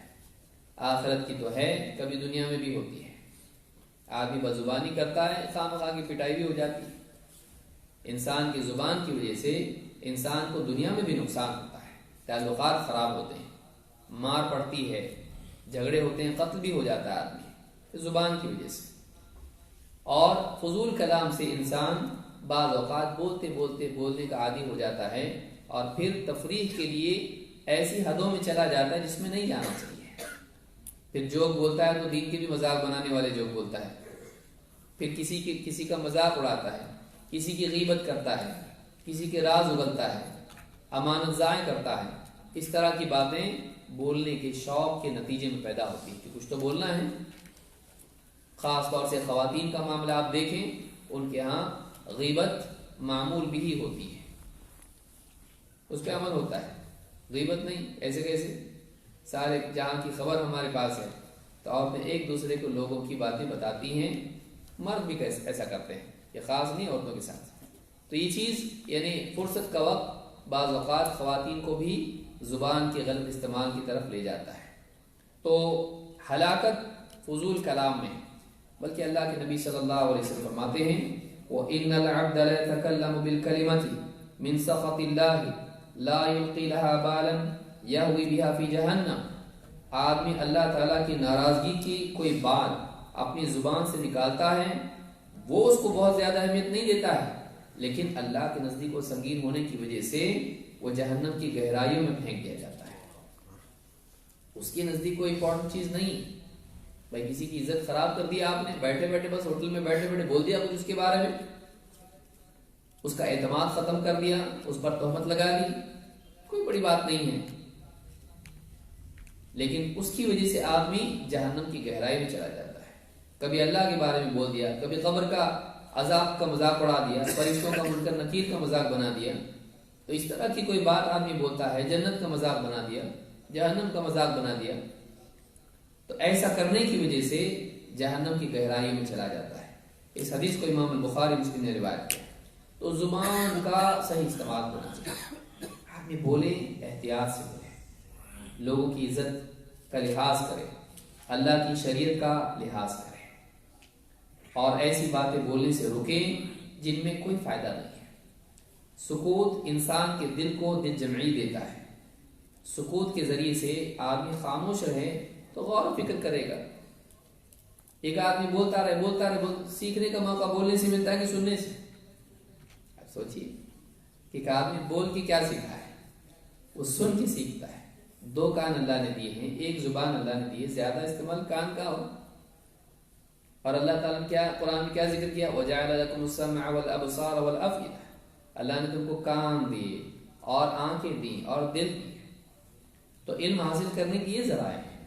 آدمی کو چاہیے کہ وہ فضولیات سے بچے، فضول باتیں کرنے سے بچے، اور ایسے آدمی کی بات کی اہمیت نہیں ہوتی ہے جو ہر وقت بک بک کرتا ہے۔ جو آدمی بہت کم بولتا ہے، سوچ کے بولتا ہے، لوگ اس کی بات جب وہ بولتا ہے تو سنتے ہیں، لیکن جو ہر وقت اس کی جو ہے گن مشین چالو رہتی ہے تو لوگ اس کی بات کو سنی انسنی کرتے ہیں، تو بولتا ہی رہتا ہے، اس کی اہم اور غیر اہم میں کوئی فرق ہی نہیں ہے۔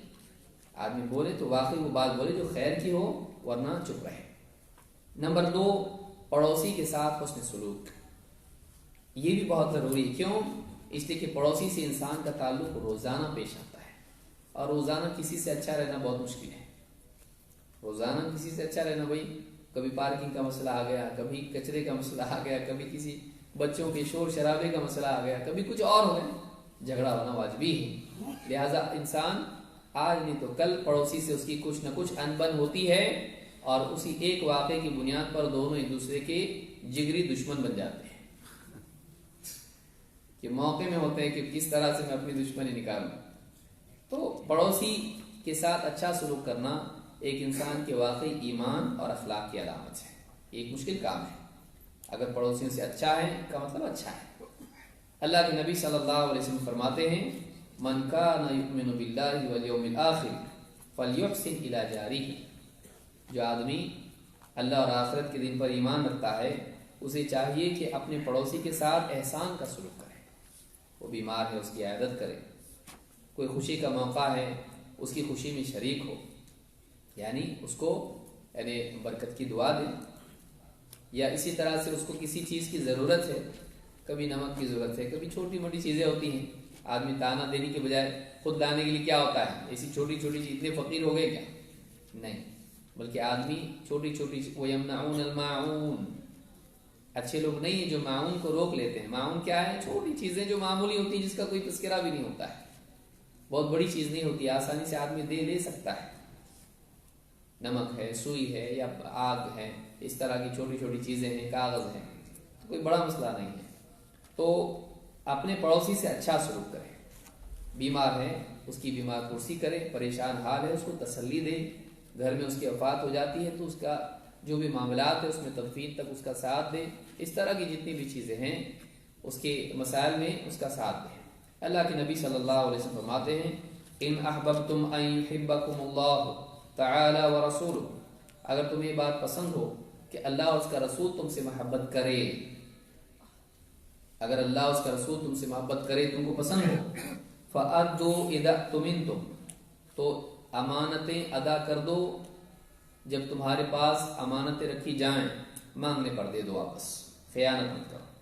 وَاصْدُقُوا إِذَا حَدَّثْتُمْ، بات کرو تو سچ بات کرو، جھوٹ نہیں۔ وَأَحْسِنُوا جِوَارَ مَنْ جَاوَرَكُمْ، اور جو تمہارا پڑوس میں پڑوسی تمہارا آ کر رہے تو تم اس کے ساتھ احسان کا سلوک کرو۔ یہ نہیں، احسان کا سلوک کیا ہے؟ اپنی طرف سے بھلائی کرنا، بنی کی طرح نہیں، تم اچھا کرو گے تو ہم بھی اچھا کریں گے، تم برا کرو گے تو ہم بھی برا کریں گے، ایسا نہیں کہ بالکل قانونی تعلقات، بلکہ ایسا وہ اچھا کرے نہ کرے سلوک، ہم اپنی طرف سے پہل کریں گے۔ وہ کہاں سلام کرتا، ہم کیوں کریں اس کو سلام؟ کر تو سلام، اس لیے کہ جب وہ وعلیکم السلام کہے گا تو اس کو بھی دعا ملے گی۔ تو انسان اپنی طرف سے خیر کی شروعات کرے، احسان کا سلوک کرے۔ امام طبرانی نے اس کو روایت کیا، بلکہ آپ نے فرمایا ما آمن بی من بات شعبان من بات شبعان وجارہ جائع الی جنبہ وہو یعلم بہ، وہ آدمی ایمان نہیں لایا، وہ آدمی مجھ پر ایمان نہیں لایا جس کا پڑوسی بھوکا ہو اور وہ پیٹ بھر کے کھائیں، جبکہ پڑوسی کیا ہے؟ بھوکا سو رہا ہے، اپنی کروٹیں بدل رہا ہے، جبکہ اس کو معلوم ہے میرا پڑوسی بھوکا ہے۔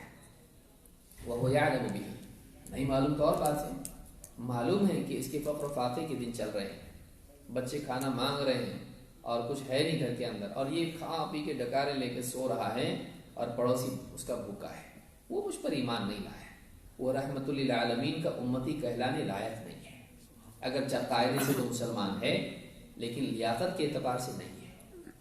تو بزار نے اس کو روایت کیا ہے۔ اسی طرح سے آپ نے فرمایا من کان یؤمن باللہ والیوم الآخر فلا یؤذی جارہ، جو اللہ اور آخرت کے دن پر ایمان رکھتا ہے وہ اپنے پڑوسی کو تکلیف نہ دے، وہ اپنے پڑوسی کو تکلیف نہ دے، گالی گلوچ کرنا، جھگڑے کرنا، تانے دینا اور ان کو پریشان کرنا، ان کی گاڑی پنکچر کرنا اگر اپنی پارکنگ میں لگائے تو، تاکہ آئندہ سے نہ لگائے، یہ سب ٹرکس ہوتی ہیں، یہ سب چیزیں نہ کرے۔ فلا یؤذی جارہ، اس کو تکلیف نہ دے پڑوسی کو، اس کو بخاری مسلم نے روایت کیا ہے۔ نمبر 3، مہمان کے ساتھ حسن سلوک۔ کوئی ہمارے گھر مہمان آئے تو اس کا احترام کیا جائے، اس کے آنے پر خوشی کا اظہار کیا جائے، اس کو عزت کی جگہ بٹھایا جائے، اس کو جو بھی اس کے ساتھ ہمارے گھر میں میسر ہے اس کے سامنے پیش کیا جائے اور اس سے بات چیت کی جائے اکرام کے ساتھ۔ تو یہ ساری چیزیں جو ہیں مہمان کا اکرام ہے، اور بھی چیزیں ہو سکتی ہیں۔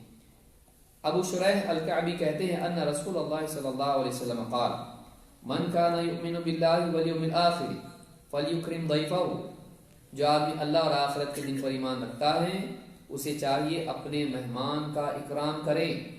جائزتہ یوم ولیلۃ، اس کے ساتھ خصوصی اہتمام کھلانے پلانے کا ایک دن رات ہے، اچھے سے اچھا کھانا جو میسر ہو، جو میسر ہو، یہ نہیں کہ شاہی کھانا کھلائے، جو تیرے پاس طاقت ہے اس کے مطابق اچھے سے اچھا کھانا ایک دن پہلے دن اس کو کھلائے اور اچھا سلوک، اچھی ٹریٹمنٹ اس کو دے۔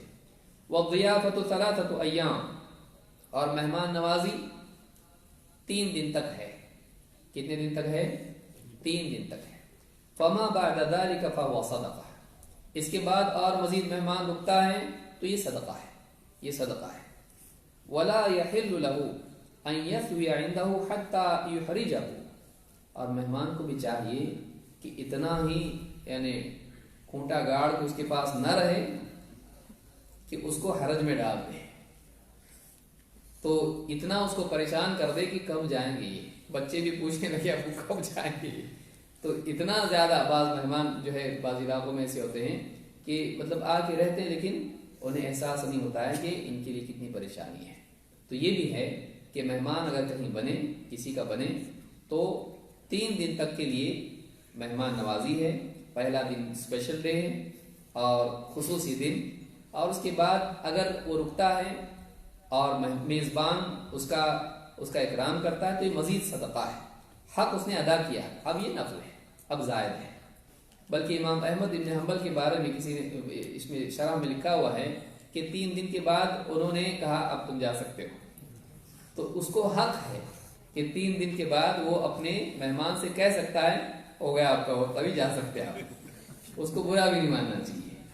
لیکن اگر کوئی چاہتا ہے کہ رکے اس کا مہمان تو اس میں بھی کوئی حرج نہیں، ضروری نہیں کہ جاؤ ہی تمہیں، لیکن اس کو اب وہ گناہ گار نہیں ہوگا اگر کہے تو یہ بھی یاد رکھنے کی چیز۔ تو یہ حدیث متفق علیہ بخاری کے الفاظ ہیں۔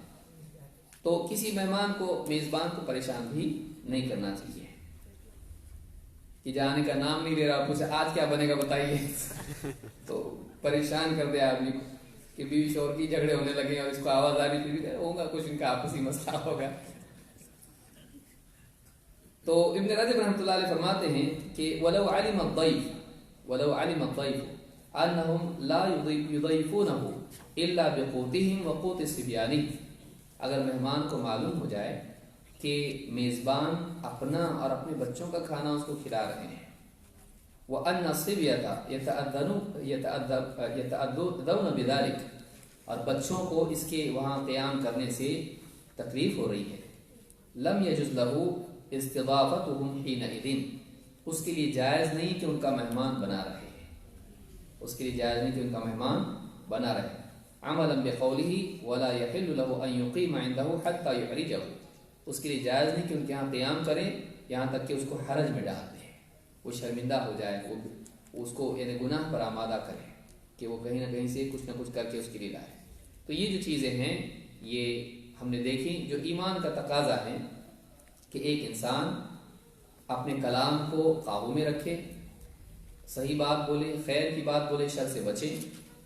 اللہ کے نبی صلی اللہ علیہ وسلم فرماتے ہیں قولوا خیرا تغنموا واسکتوا عن شر تسلموا، خیر کی بات بولو تمہیں غنیمت نصیب ہوگی یعنی ثواب ملے گا، اور شر سے رکے رہو تم سلامت رہو گے۔ تو اس حدیث سے بھی معلوم ہوتا ہے کہ زبان کی حفاظت کرنا چاہیے، اسی طرح سے پڑوسیوں کے ساتھ اس نے سلوک کرنا چاہیے، اور اسی طرح سے مہمان کی میزبانی اکرام کے ساتھ کرنا چاہیے۔ یہ 3 چیزیں ہیں جو آدمی کے ایمان کی علامات ہیں۔ تو اللہ رب العالمین ہم سب کو دین کی سمجھ عطا فرمائے۔ آج کے لیے میں سمجھتا اتنا کافی ہے، مزید باتیں انشاءاللہ ہم کل کے درس میں دیکھیں گے۔ اقول ھذا واستغفر اللہ لی ولکم۔